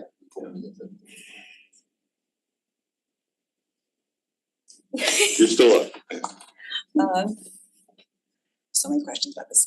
So starting with, I attended the facilities committee last week for the Board of Ed. In terms of testing the soil, my understanding is they have to know where the building is going to be, so schematic designs would come first. Some of this work that is being covered by this $1 million at the Dwight property would be part of that seed money, correct? Correct. So I want to kind of just in terms of I'm still gonna be hopeful, and I think, well, actually, we know that something needs to be done at Dwight. I wanna be cognizant of work being done now, being informing future work of a building committee, maximizing state reimbursement. You know, I'm old, I'm going back to Ludlow High School when one architect did some initial work and then it went to the building committee and the building committee went in a totally different direction and hired somebody else. So I just wanna make sure that the communication is there and everybody understands roles and responsibilities, and we're not, work that we do now will be a value add later. Absolutely, it would be a value add. Our vision is that we see a double path working simultaneously. So we're working on the Dwight evaluation while they're also looking at other sites, because there's multiple parties involved. So the schematic design architects aren't the ones doing the boring. So work can be happening simultaneously on that. And just to reiterate, the borings and the soil samplings, everything will help determine the location of the building, not the building is located based on that, so. That's what I was hoping you were gonna say, that can be done first, yeah. Yeah, we would definitely be pushing to get that work started as soon as possible and move it forward. That's really helpful, and thank you for bringing that up, yeah. Thank you, I don't think we knew that. Yeah, thank you, I appreciate that, Yeah, and I know, off of Dwight now, in terms of Luna Terrace, I know that there have been studies done of that building in the past. Just a request would be, before we spend money, for somebody to tell us the exact same thing that we already knew, that there were concerns raised in those studies that led the town back in the day to reopen Mill Hill and to build Burr Elementary School and not use that space for public school space. I would just ask that if there's anybody here on staff that could just address some of those things sooner rather than later, it might save some money. So Angela's provided the Tai-Soo Kim studies. We made copies, passed them around to the, engineer, the PMs, and David, myself, and they should be provided to the consultants that we hired. Yeah.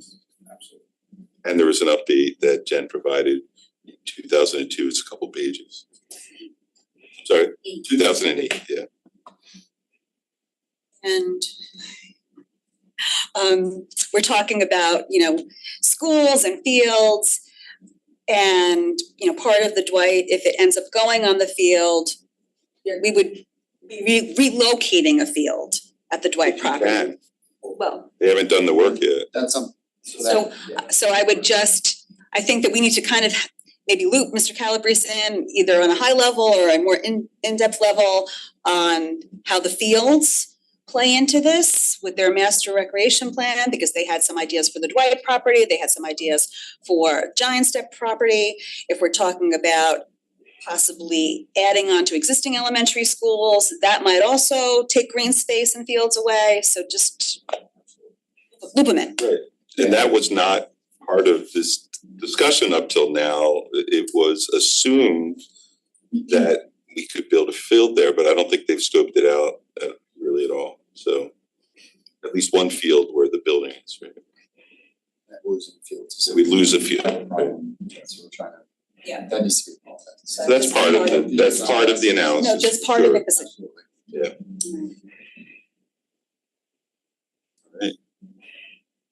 Alright. Select Woman Kupchak, are you okay? Mhm. Okay, any other questions or? No. Okay, going to the, yes, of course. Hi, thank you. I just, thank you for this. I know you wanna do some preliminary work. I wanna make sure that when we're spending $1 million, that you three at this board and then later on this evening are incredibly clear right now in this moment what you're expecting to get back. So that in 4 months from now, you didn't have hazardous materials assessments, or it didn't have, how is the HVAC gonna fit in the building? So to be clear, you're gonna be doing structural engineers, civil engineers, hazardous materials, the soils and the borings, and the plumbing, electrical, mechanical on 7 sites. Is that my understanding from the conversation today? I don't know if we need to do that much work on 7 sites. But for the 2 Dwights, at least in Barberry and Mona, you would at least need to do that much. You would need to do, whatever you need to do on each site's different, so, yeah. Okay, so that's. But I do think that you need to play a part in making sure that we've touched on all of. Well, so, but you guys are voting on it, and to be fair to you, you're voting on $1 million. Before you vote on that, I would like make sure that there's an understanding in the room of what you're gonna get back, right, from that $1 million. So I just wanna lay that out a little bit right now, in terms of what we're looking at, in terms of, especially on Barberry and Mona. What I'm envisioning, and correct me if you're wrong, is that those would be brought up to code to operate as an elementary public school building, right? So it's not fiddling around with, right, it's, yeah. I mean, like you said, for Dwight, the Dwight sites, it's not gonna be at a level where you can feel 100% confident. Oh, yeah, no, I just wanna make those for Dwight in the renovation. The renovation is gonna be a lot of people that need to go in there and do as best as they can, right, in terms of giving you, I think, what you're looking for in terms of the reno.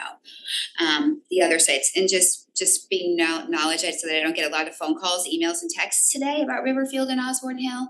Can you just clarify for the record what it is exactly you're gonna be looking at there? Is that for an ECC add-on for those 2 sites? Well, I would leave, Mr. Testani, do you have any thoughts on that? Yeah, I think that was what was brought up.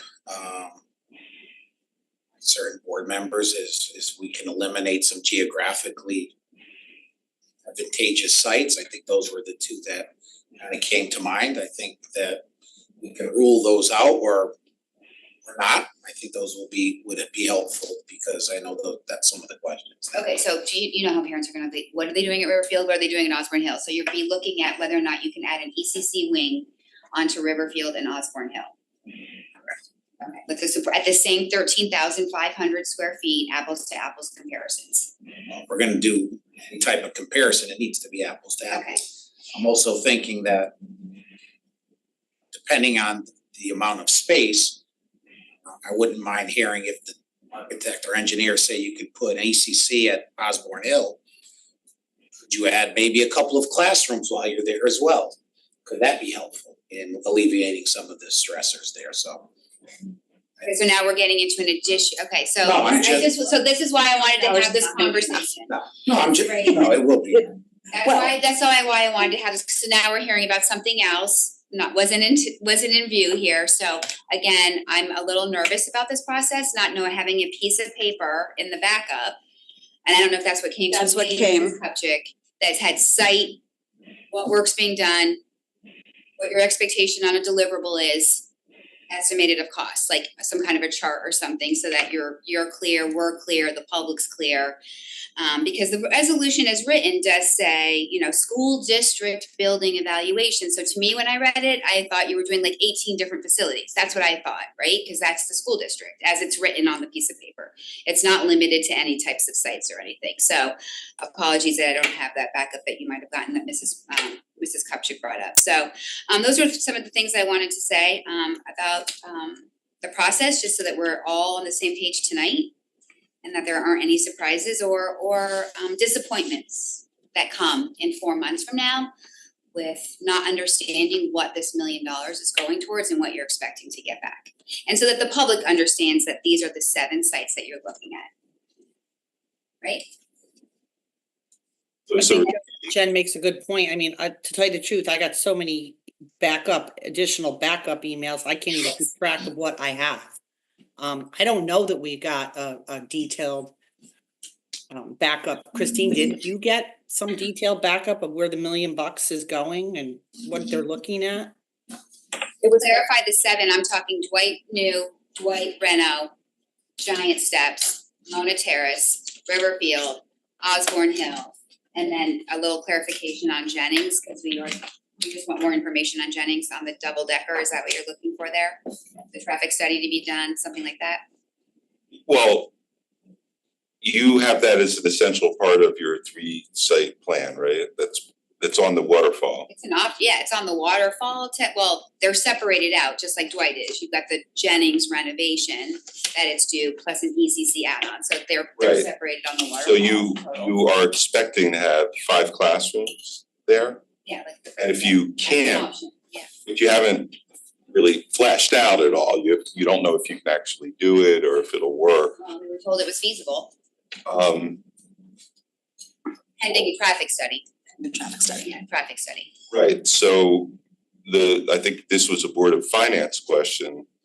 If that's your plan, then you better be sure you can do it, right? Because we're building 5 classrooms at Dwight or somewhere else, and if it's dependent on Jennings getting built.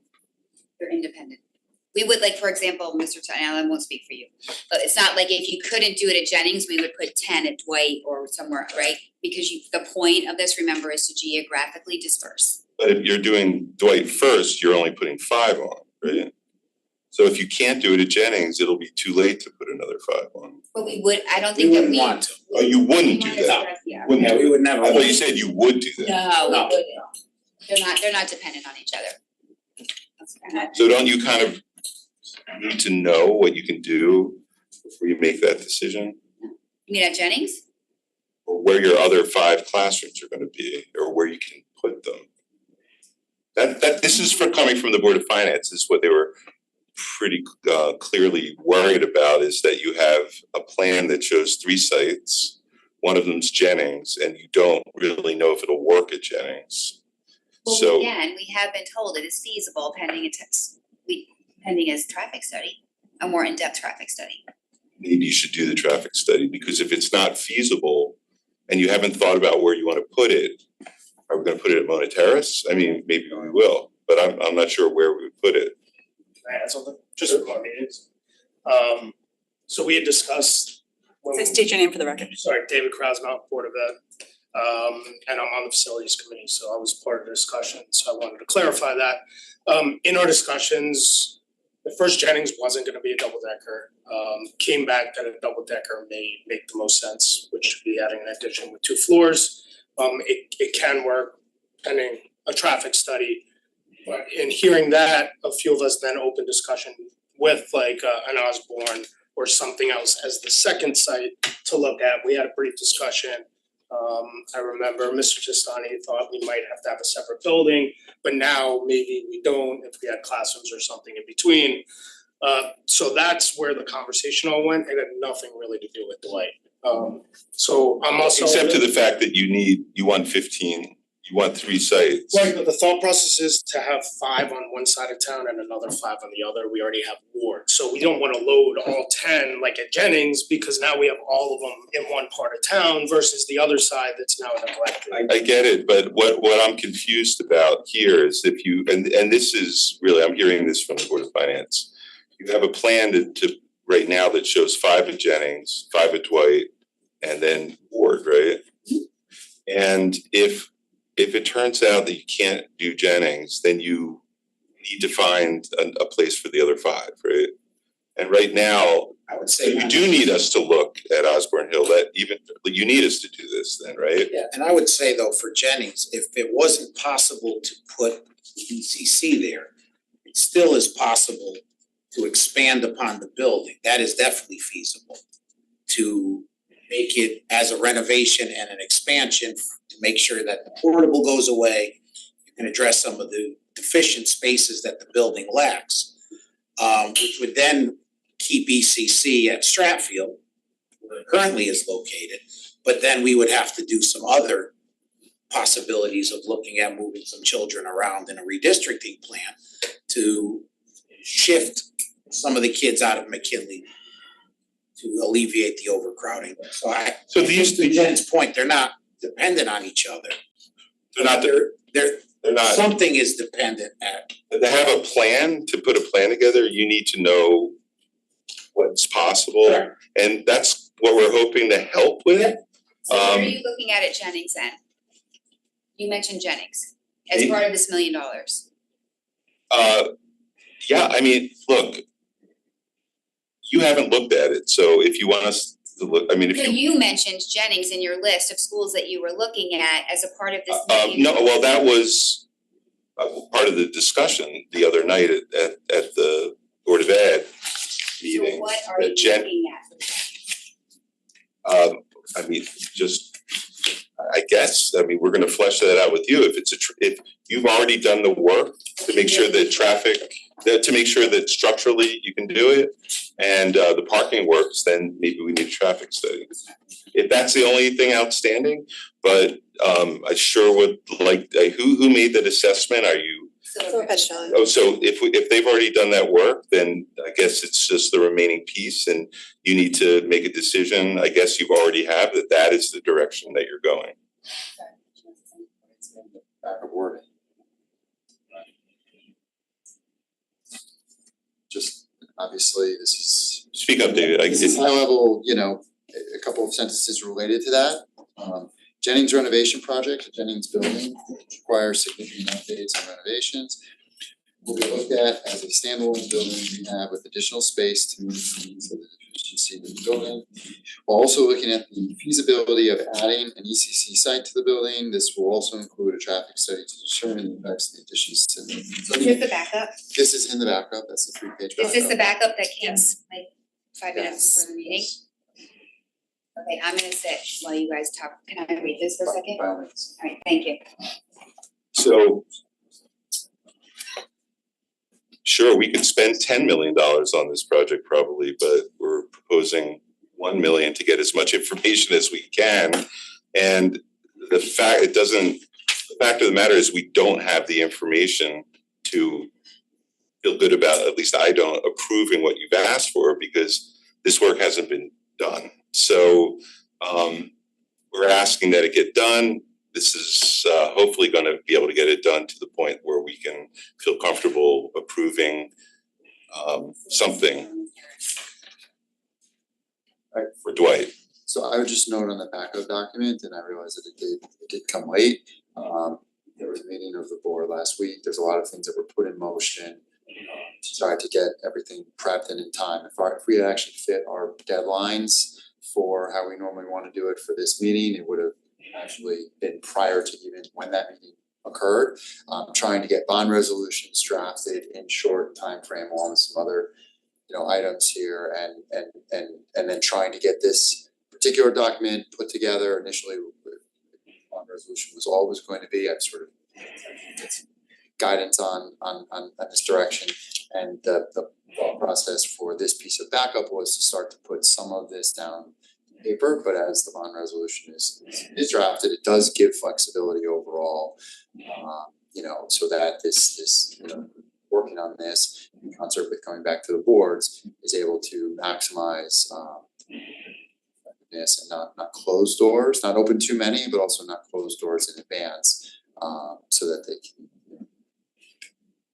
Yeah, I mean, we could, I assume we could scratch this and hold off, but then you're not gonna be able to start. I mean, this was really for you guys to get going. Yeah. I think you're misinterpreting. Yeah. I want you guys to be clear on what this money is going to and what you're gonna get back. And without the backup, I wasn't clear on, when you say district evaluation, I think you're going down an 18 facility, right? I mean, Right. that's what it says on the piece of paper. So for all of you to be clear, and then also for the next board too, because I don't want in 4 months from now, spend $1 million and come back and you didn't look at the foundation. Or you didn't do enough hazardous materials testing, or you didn't look into how HVAC's gonna be retrofitted into a particular building or whatnot, so that's all. I just wanna get everyone to be clear on what we're doing, and I know that the backup, I just thank you for letting me look at that for a second. It says establishing an early childhood center, we already have an early childhood center, so it's expanding really, what we're looking to do here. It's not specific to Riverfield and Osborne Hill in the backup, so now that we're clear that those are the additional sites in addition to Mona and River and Giant Steps, right? Thank you.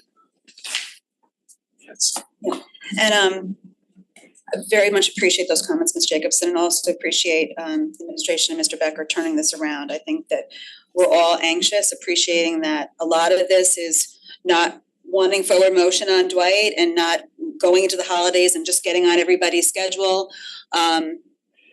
wanting to move it forward.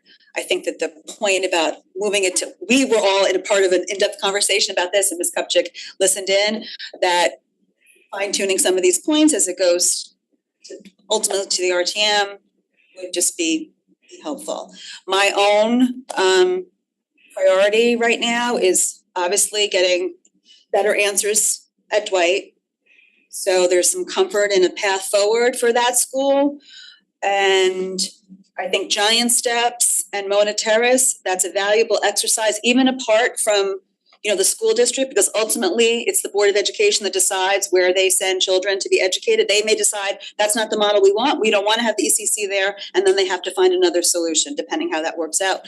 But for just the town, those are town-owned properties, and we should know the status of both of them, if not for school use, for town use. So I think it's a good investment just moving forward, and appreciate to Mr. Testani's point about in the future, we might need more elementary school space, that I do think it makes sense to just get that feasibility on those schools that are most centrally located.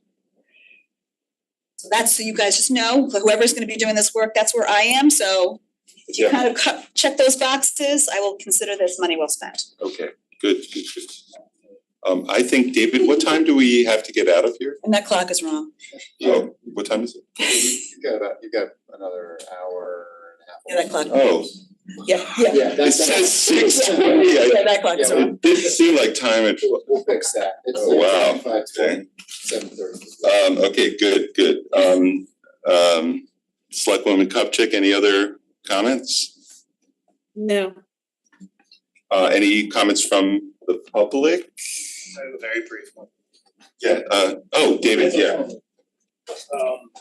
David Krasnoff, 155 First Street. Just for clarity, I think the public needs to understand, Dwight School is not pushing off AC projects. It is an AC project. It's one of the few elementary schools that do not have one. And I just wanted to clarify that. Thank you. Oh, yeah, absolutely. Seeing no other comments, back to the board. All in favor, say aye. Aye. This passes, and we will report back on this as soon as we can. Item 13, interim CFO. I guess, are you guys done? Yeah, we're done. Thank you so much for coming. Thank you, guys. Yeah, thanks a lot. Yes, Thank you. we will. Thank you. Thanks, Jen. Item 13, interim CFO requires Board of Finance and RTM approval to hear, consider and act upon a reallocation of the American Rescue Plan Act or ARPA funds per exhibit B attached in the backup. May I have a motion? So moved. Second. Mr. Can I just Becker, are you ask, gonna? Bill, in an effort to be more efficient, because we are running pretty long here. And I am looking at a backup that's basically on my phone because we got it so late. Can we just get like a quick rundown, because the item doesn't say what's being moved, how much? Just a quick down. Yeah, sure. Like this much for this thing, Sure. because it's kind of hard to read on my phone. Yes, so new items for the Board of Selectmen. Yes, the schedule does include items that were already approved and a bunch of adjustments. There's a fire station design amount for $370,000 on item number 3. A radio. How much is it? $370,000. For a fire station design for which station? That's to get design on all stations in the new apparatus, and then for one firehouse to do the initial construction documents as well, so it had a firmer numbers. And where is this coming from? What pot of money? So This is the unallocated funds are now allocated under this proposal. Okay, Roughly $1 million in unallocated funds previously. okay. Or after your last adjustments, it was roughly $700,000. There's additional funds for the radio project, and that is item number 4 for $150,000. The project initially left off the ability for the primary and spare apparatus for the fire department to actually repeat their operational channels. That was causing issues for them in that implementation. What is this? I'm sorry, what is this? So when, so right now, their operational channels only function on the fire ground or wherever they're operating. There's no heating out to the dispatch center. And that is, as they're beginning to implement it, that's causing some operational issues that they have. But didn't we just approve a whole new radio system for both fire and police? Correct. Several years ago, there was a radio system project, and that system has now gone live, and that system had there were some items that were left off that are causing deficiencies. Options that were left on. Is Karen Dunn there? He is not here. Oh, okay. Ask him to, I can see if he can rejoin if necessary. Okay. So we sat down with fire and PD and we walked through where they were. Usually we have, the department here when we do this. So, okay, what else is there? So the next one is the police department, item number 5, $23,800. How much is it? $23,800. This is towards the replacement of the engines on their smaller of the 2 police boats. So they do periodically replace the engines, they do rebuilds, and ultimately after a certain amount of hours, they do, they've done this for decades, they do engine replacements. They have funds as part of their as part of their sustainability grant, the port security grants that they utilize. So they're utilizing part of that project for that. And the other part, basically roughly half of it comes out of port security. There's an additional amount of funds to get to that project to be completed. And that's $23,800. So if you take the port security and the ARPA dollars, they're able to get this done, and they're able to get this done this winter and have them ready to go for the spring.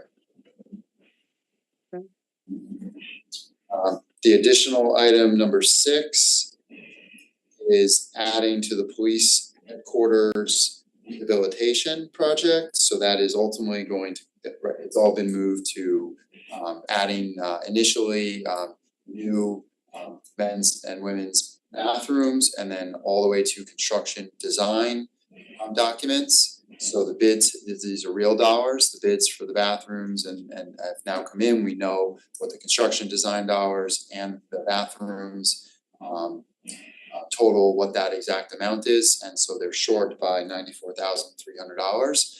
$94,300? Correct. Okay.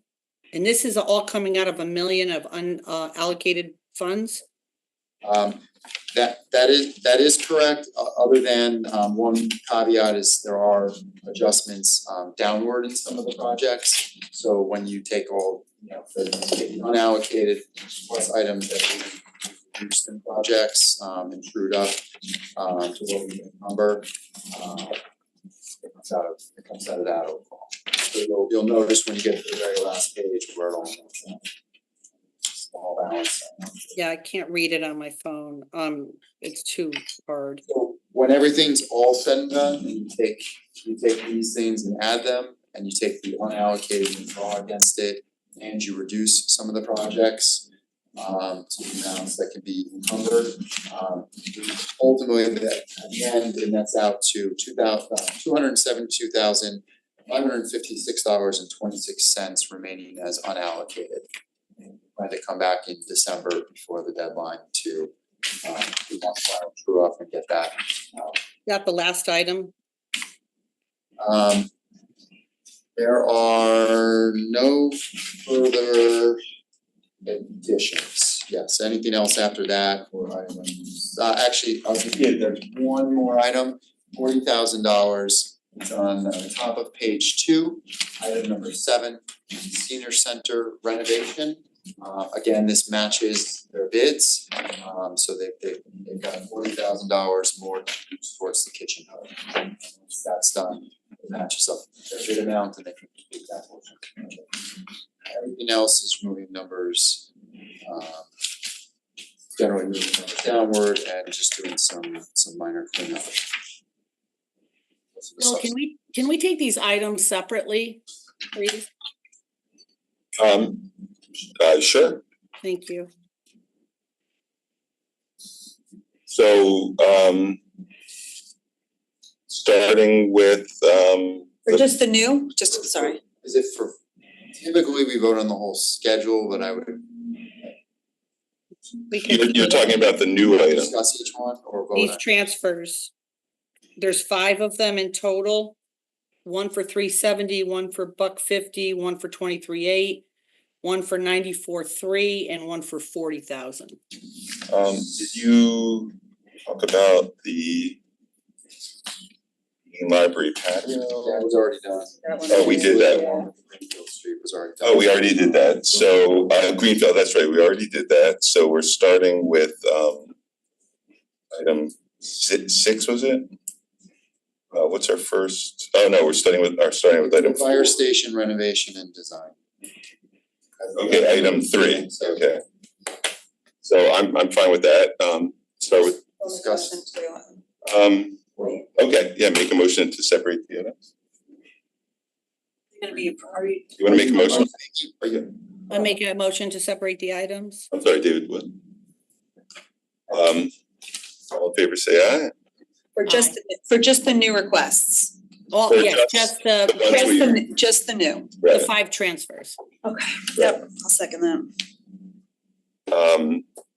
all in favor, say aye. Aye.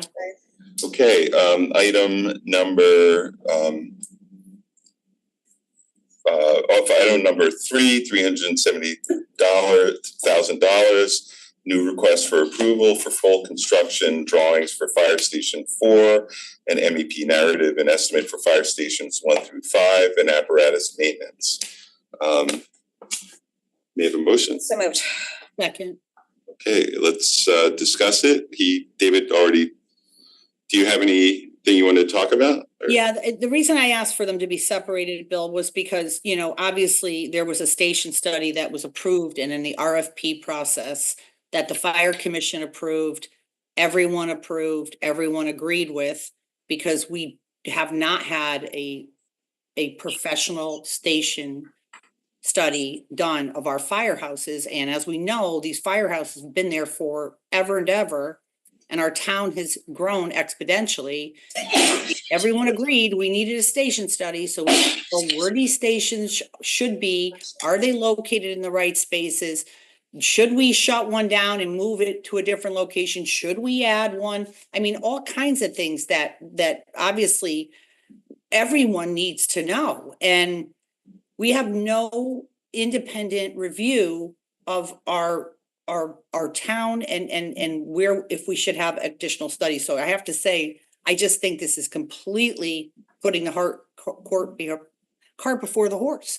I fully support doing anything that we need to do to our fire stations, but we're not without a study. It just makes 0 sense to waste $370,000 without a study.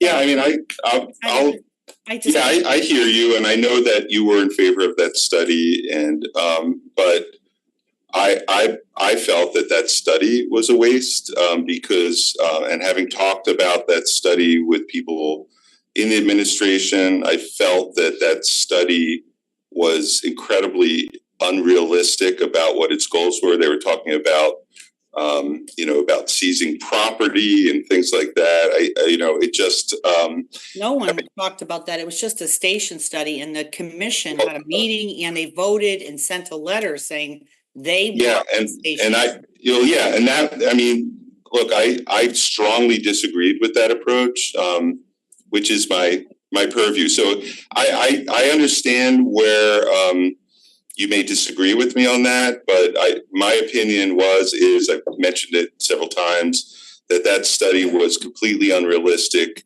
Moving stations is incredibly difficult, these and unlikely to happen in this town. And when I talked about how they really thought realistically they were going to relocate stations, the answer I got was, well, eminent domain and is one way.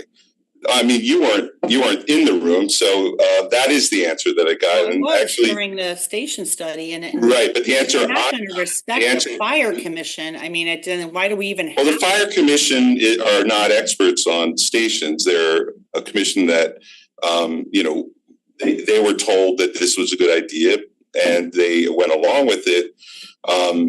But what it really was doing was holding up. I was holding up for how long? I have no idea.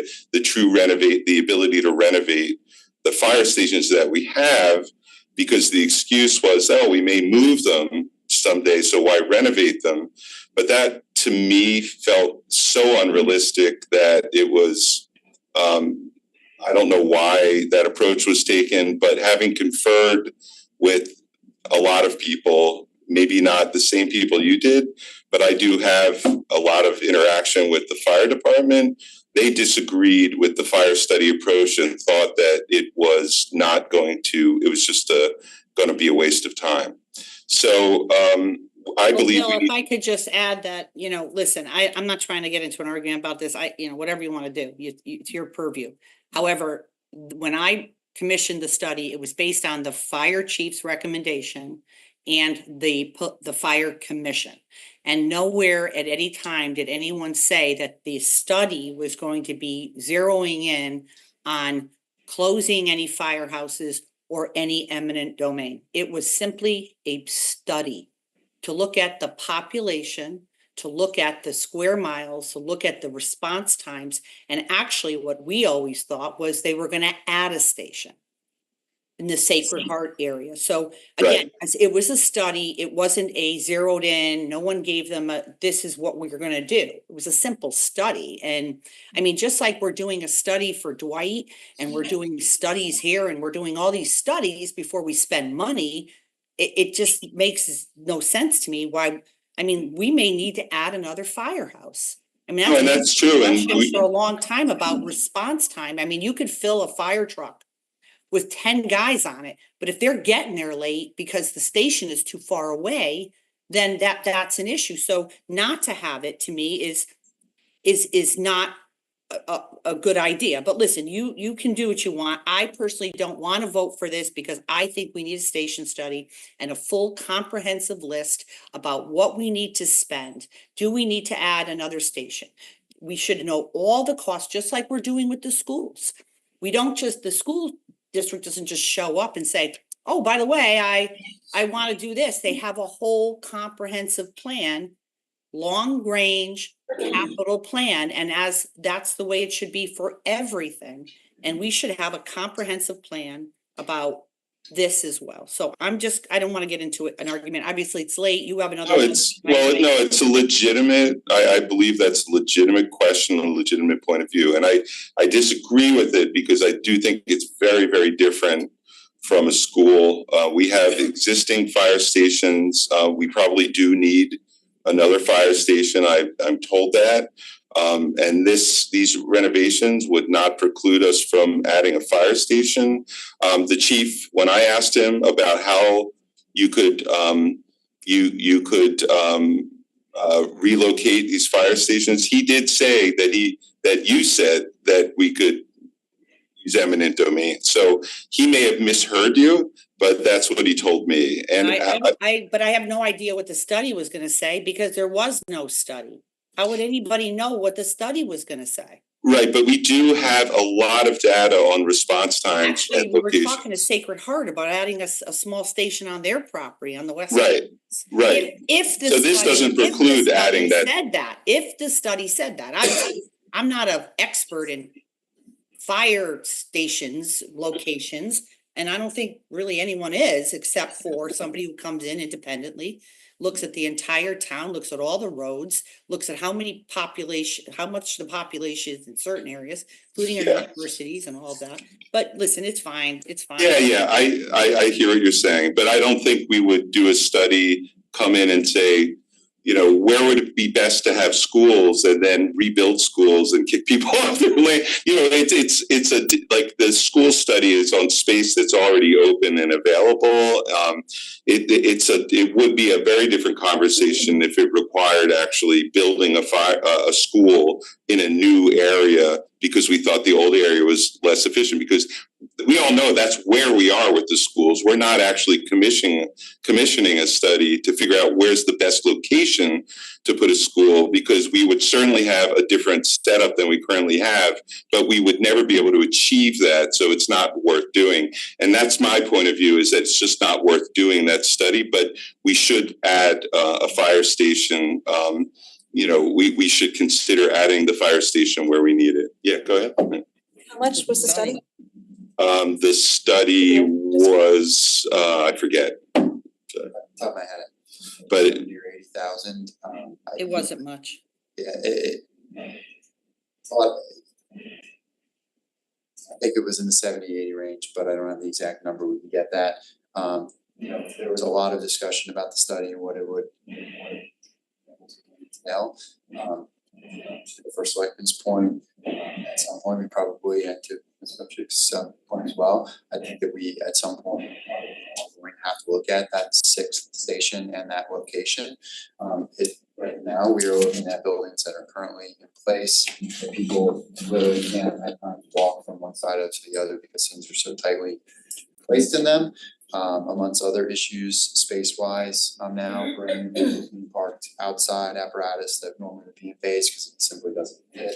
Mechanic space that can't at this point work on multiple pieces of apparatus simultaneously like they used to. Including size. So the plan here is to get more realistic design and at least the initial rough numbers to bring the numbers in better place within the waterfall, and at least get better documents for the first one to move that and accept that most likely in any of these scenarios, any study would come back. Simply wanted to move one outline of the firehouse. It would cost roughly 3/4 of what it costs to do all of the stations for the renovations. I just get compatible now with all the other demands. Yeah, I mean, each station's what, like, be at least $10 million, right? Or 20. Usually, if you have the land already and outlined station, Yeah, it would be on the low end is 6 to 8. It's just unrealistic. Well, that's the whole reason for a study, because none of us are experts in analyzing a town's footprint and population. I mean, none of us. And so I just don't understand why we don't have one. I mean, to me, everybody should want it. It's just information. Information is powerful. It's important. The other thing is these renovations have been on the waterfall now for how many months, dude? I mean, we put them back on. Yeah, so it's not like this is not a new concept. We've talked about this like many times in our capital discussions. So this is moving part of, yeah, go ahead. Well, I mean, we have only talked about this board in August, I think is when it first came to us, so it hasn't been extensively that's the context I think that we first heard about, this board has first heard about that. Right. And I appreciate that the administration has probably had many more discussions about this and planning on what was going to be presented on the waterfall. I don't see us building 3 new fire stations in the short term. So I think it's important to move forward and have an idea of what the cost will be to address the needs of our current stations. Similar to the schools, really not looking, we could analyze a lot of different scenarios. My concern is the health and safety of our children in our schools and our firefighters that are in these buildings, who are living in these buildings. So I will be supporting this. I would, the to be continued on the fire study, I totally support You know, looking at that need, because that is also a health and safety concern, response time and where they're located, and if we're looking into the future and land becoming available in certain parts of town, it would be valuable to know where we might wanna focus on. But that's not what's before us today, so ready to vote on this item. Any other? I appreciate that, Christine, and listen, I'm not trying to, obviously I support renovating all of our buildings, any building that we have in our town. I just think that a study really would have been helpful and it would have just made me feel more comfortable. We did a whole lot on these other items, obviously, I mean, the channels, if they need that extra thing because the radios aren't working great, I think that's important. If we overshot on the police renovation, we didn't appropriate enough, and that's why we had the surplus in the beginning, why we kept money to the side, because we want to make sure, because we realize in this inflationary environment, things were gonna cost more money, they just are. And so that's why we kept that reserve, so that we could make sure we were paying for our obligations. So obviously, the renovation was something that was long on the waterfall, it was something that was approved on the ARPA by all three funding bodies. And as David's saying now, we're short, we need 94 grand to complete a project that everybody knows about and has all the information. And same thing with the senior center, right? That was approved by all the bodies. The kitchen went a little over, not surprised, right? In this inflationary environment. But I think we should keep a little more cushion in there, because I think some of the projects, the full projects that we already approved, we should have that little cushion. But again, I just think that just on principle, I think we needed that study, and I'm gonna have to just, I'm just gonna abstain from this one, because I do think we need that, just on principle. Okay. I understand. Any comments from the public? Seeing none, back to the board. All in favor say aye. Aye. Abstentions? One abstention. Item is passed. Now, may I ask, Selectwoman Kopchik, are you in favor of the rest of the items? Should we combine them? I am. Can I just ask one more time? I'm sorry, I maybe didn't hear. What does this leave us with after all of these are approved? Leaves us with how much left? And Yeah, so when you do get to your computer, if you go down to the bottom line, it's $272,556.26. And do we feel good? I mean, do we feel like all our projects are pretty much done? I mean, I thought the kitchen was done. I was surprised to hear the 40 grand, but is there any other, project, like, are we good with our charging stations for our electric cars? Are they all good? Is everything Yeah, so the paid off? Yeah, no, so the charging stations is one of the items that's being reduced in here. There were some concerns about it, twofold.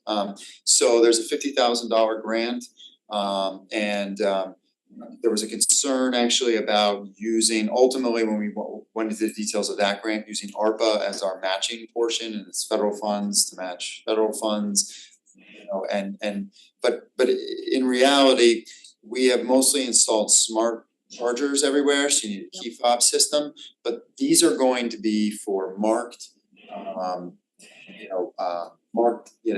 vehicles in the police and fire safety complex behind one of the stations, so the public isn't going to have necessarily access into that area. And same, they're gonna be down at the DPW yard, and they're gonna be for vehicles in the DPW fleet with markings. So actually you can do this project without using the fob system for those particular chargers and feel confident in their use. So that reduces the cost actually by over half in the project.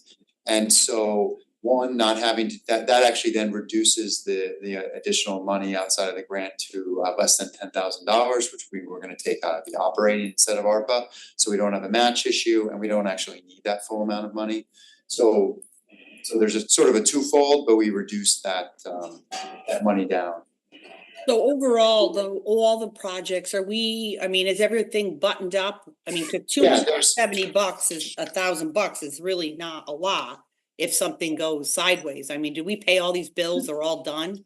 So we have encumbrances and we're about to do final encumbrances on most of the projects. The last week has been meeting with anybody who has a project and working through their numbers and shoring up, who may need additional funds before the December reallocation. So it's gotta come to this board in 2 weeks, but prior to that, or 3 weeks. Prior to that meeting, we intend on, doing one more pass through with everybody on all the projects to make sure, even if they're off by a few thousand or anything to that effect. But you don't necessarily wanna overshoot the projects either, because you wanna, if anything, you'd actually wanna be dead on or a hair under. So you're not worried about, encumbering something and not necessarily, spending that. What's the December reallocation? What are we doing in December?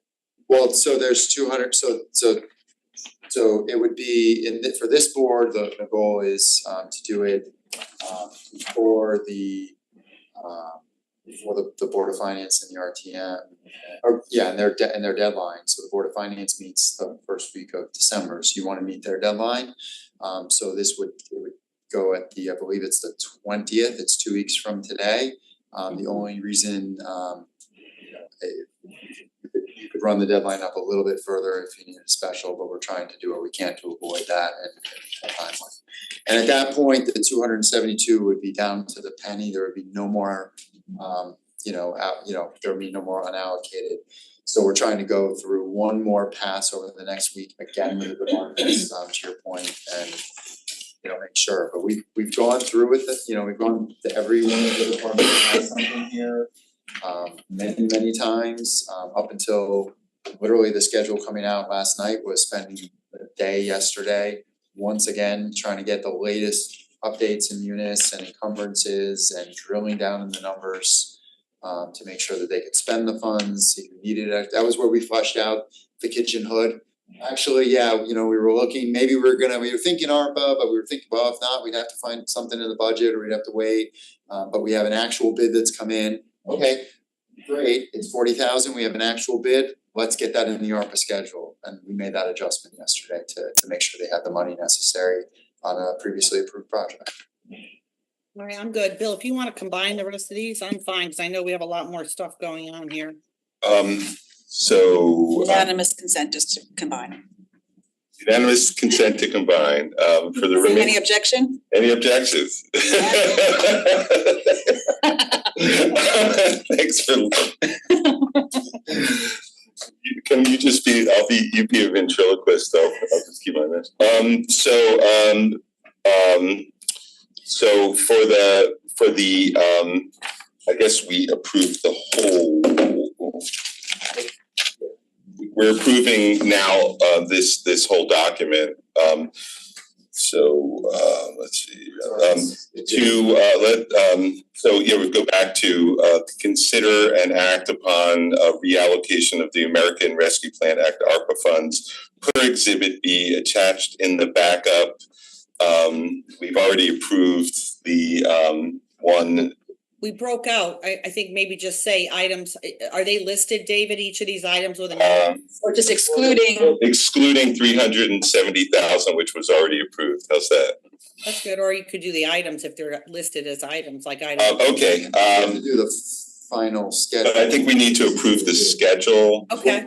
So, why don't we just approve the schedule then? To hear, consider and act upon the reallocation of the American Rescue Plan Act ARPA funds per Exhibit B attached in the backup. May I have a motion?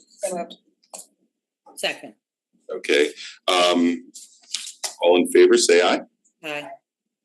All right, unanimous, thank you. We still have a lot left. Oh, yeah. Item 14, to hear, consider and adopt a bonds resolution entitled Resolution Appropriating $1 million for the costs associated with the Complete and Safe Streets project and authorizing the issuance of bonds to finance such appropriation. May I have a motion? Second. Do you know where this backup was? Because I didn't get it in the paper and I don't know which email it's in. Was there backup? There's Which- bonding resolution, I think There's a it bond resolution. did it come Um, Friday? No, not on the Friday. No? It came Monday when the packet went out. Monday went out, which it Oh, should right. be going out on Friday, honestly. It shouldn't be going out on Monday. yeah, this week was tough. I mean, you were in that. I get it, but again, it's not transparent, it's not fair to the public, it's not fair to the board, it's not giving us enough time. Yeah, So- but you have to admit, this happened under you as well. All right. We're gonna try to, do better. Fridays. All right, except. Fridays. So where is this thing? Which backup? Cause I got one at 3:11, one at 12:26, one at 12:50, 11:53, one So so which one? So the other one is if you go into the website and go to the packet, I can try to find which revise. Is it, it's in the packet.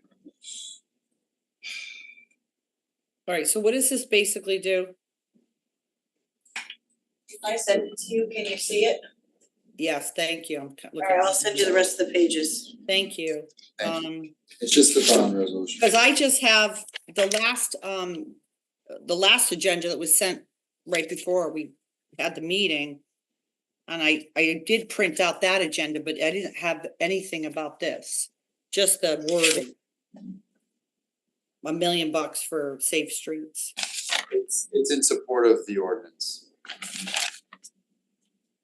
What does it do? The objective of the ordinance. So the wording that we supplied to them is inside of it, so as recommended by the Board of Selectmen and the Board of Finance, the town appropriates $1 million for the costs associated with the complete Safe Streets project, including but not limited to costs for planning, design, surveys, studies, oversight, materials, consulting, and engineering fees, architectural fees, and other professional fees, all with respect to townwide street improvements, connectivity, and safety-related measures that enable safe, comfortable, and convenient access by users, as well as all alterations, repairs, and improvements in connection therewith, and all administrative, financing, legal, contingency, and other soft costs related thereto the project. And what we are encountering is we have a complete streets ordinance. We are attempting to including for the allocations, having, projects in the February or March timeline for the larger bonding allocations to bring projects forward.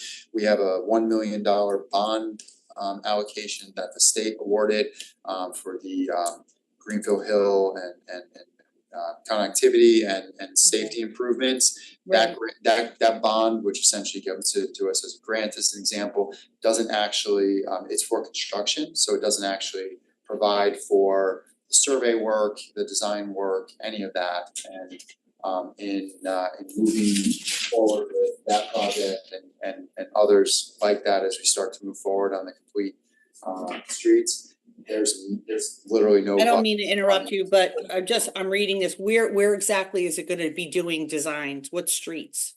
I don't see it in here. Does it say?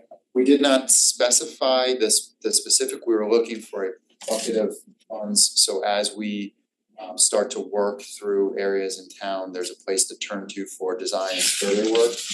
I can say confidently that the Reading Road, Sturgis, in service of that piece, which is easily going to be $250,000 to $300,000. The survey work alone, just for the Reading Road portion is $65,000 as an example. So it just to do that piece of it, we don't have that level of detail in all of our throughout our roads. So you actually have to, when you do projects like this, start from scratch and get. No, I know, I'm familiar. Do we have some idea of which areas, or do we have projects lined up that we care about? Yeah, we have a lot of projects lined up, so right But for now. this million, what do you think we're gonna be able to be really doing some design work on? Do you know? Yeah, so Reading Road, the whole stretch of Reading Road, the roundabout is is actually pretty far under construction, but It's really just the first step. So there's we have talked to Beta, the consulting company, about a study of the whole road, including the feasibility of walking paths on the side of the road to avoid future fatalities. We have Mill Plain Road, various, we need to do the survey work, but the design work for various types of street calming architecture, changing the geometry on certain of those intersections. Then Sturgis Road, South Benson Road, traffic calming measures. The Reef Road to South Benson, we are going to look at connectivity, ways to improve connectivity. Once South Benson is hopefully done, there'll hopefully be a continuous way to bike through to South Benson to Reef Road, Churchill Road sidewalks, and Villa Avenue traffic calming. Or the police like sort of leading this, or do we have like, I remember you talking about a complete streets coordinators, somebody assuming that role in town government in the engineering department, or? Yeah, right now the leaders of these projects from the leaders are Mega Jane and Bucky Marsilio. We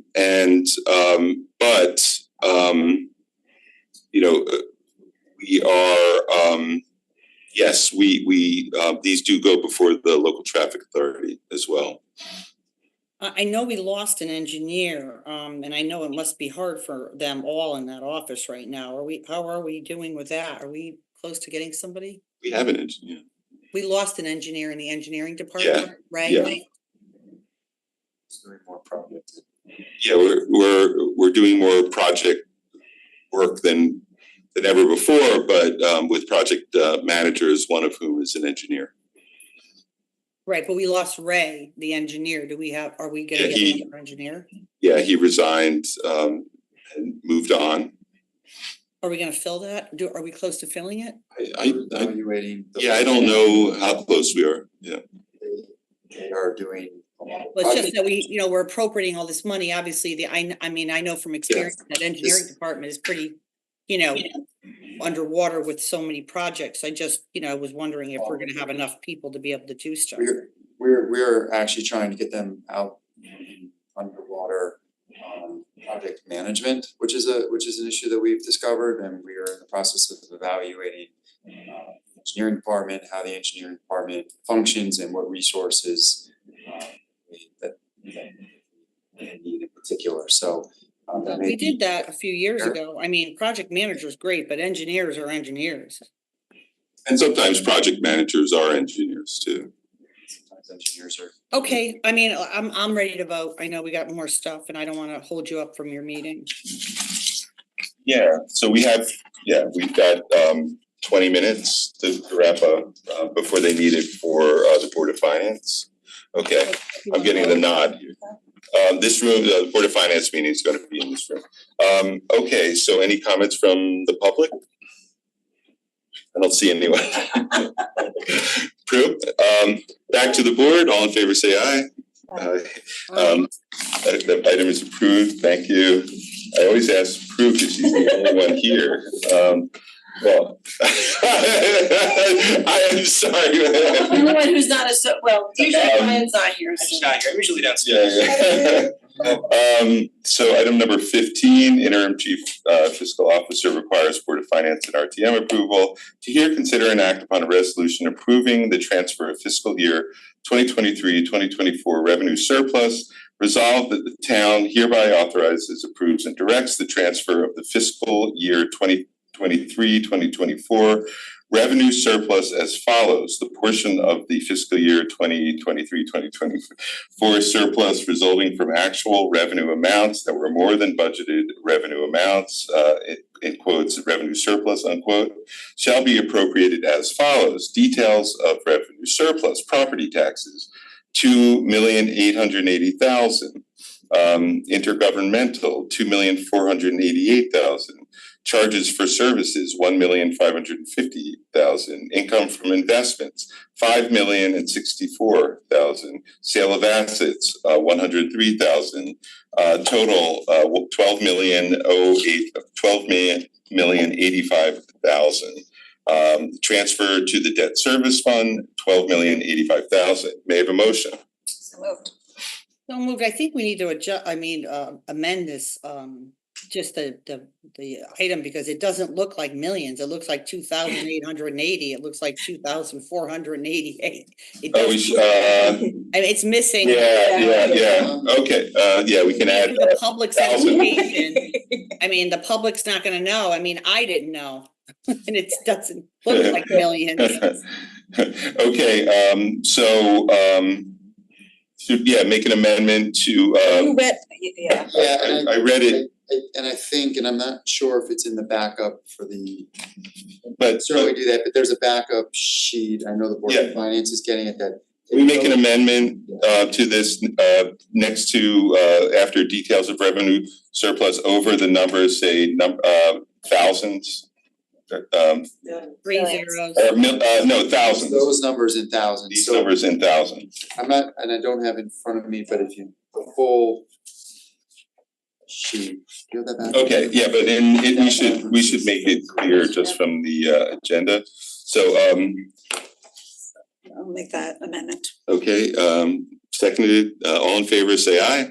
Aye. Okay, any item approved, amendment approved, so any comments or questions on this item? This is standard. This is being transferred into the debt service fund, Mm-hmm, $12 million. Correct. yep. Okay. I mean, obviously, the Board of Finance can ask more intelligent questions than I can about this. I think they're expecting this. We already kind of went, They're expecting, it's what we've done in recent years, and also the quarterly review was pretty much the same thing. Very good. I'm ready to vote. Okay, any comments from the public? Seeing none, back to the board, all in favor say aye. Aye. Okay, item is approved. Item number 16, refunds, tax collector to consider and act upon tax refunds as recommended by the tax collector in the amount of $45,989.64. May I have a motion? So moved. Second. Any comments or questions? Any from the public? Seeing none, back to the board, all in favor say aye. Aye.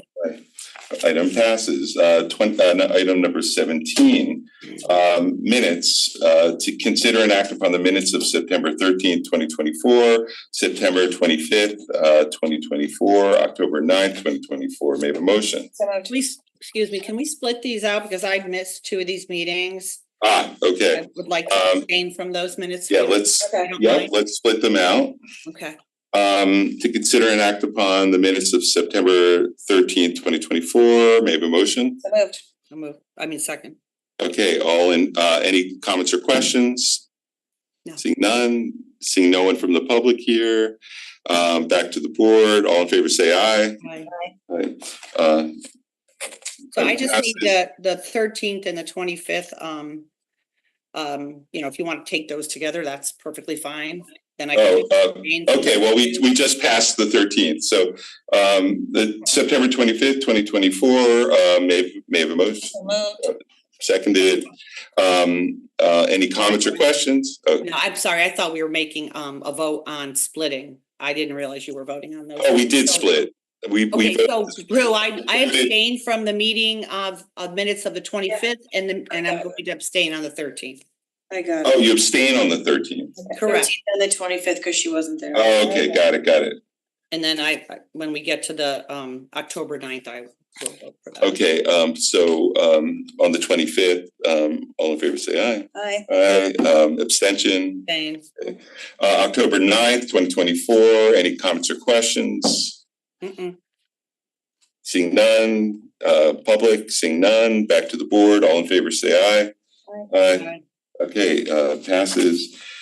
Okay, next item, first selectmen, just to remind people, the Charter Revision Commission public hearing number 1 is tonight at 7 p.m. at the Fire Training Center. And there will be other future public hearings, and members of our community can email the CRC members at crc@fairfieldct.org. I have nothing else to say. Item 19, any announcements? Bill, can you give the board a status on what's going on with our CFO search? Yes, we have a list of people who are in the process of doing their videos, which and we will be reviewing them, I believe, next week. So we have made progress. It's been hard to get people. Okay. Obviously, I'm concerned because we're losing our budget directors, so. Yeah. Concerning. All right, well, thank you. Any other announcements? Yes. Thank you to all the candidates who ran for office. Congratulations to those who won. Happy Veterans Day, and hope to see some residents at the Veterans Day ceremony, which is 11 o'clock on Monday in front of Old Town Hall. Awesome. That's it. Thank you. Sure. And with that, motion to adjourn. So moved. Second. All right, all in favor, say aye. Aye. We are adjourned. Thank you. Have a good night, everybody. You too. Bye bye now.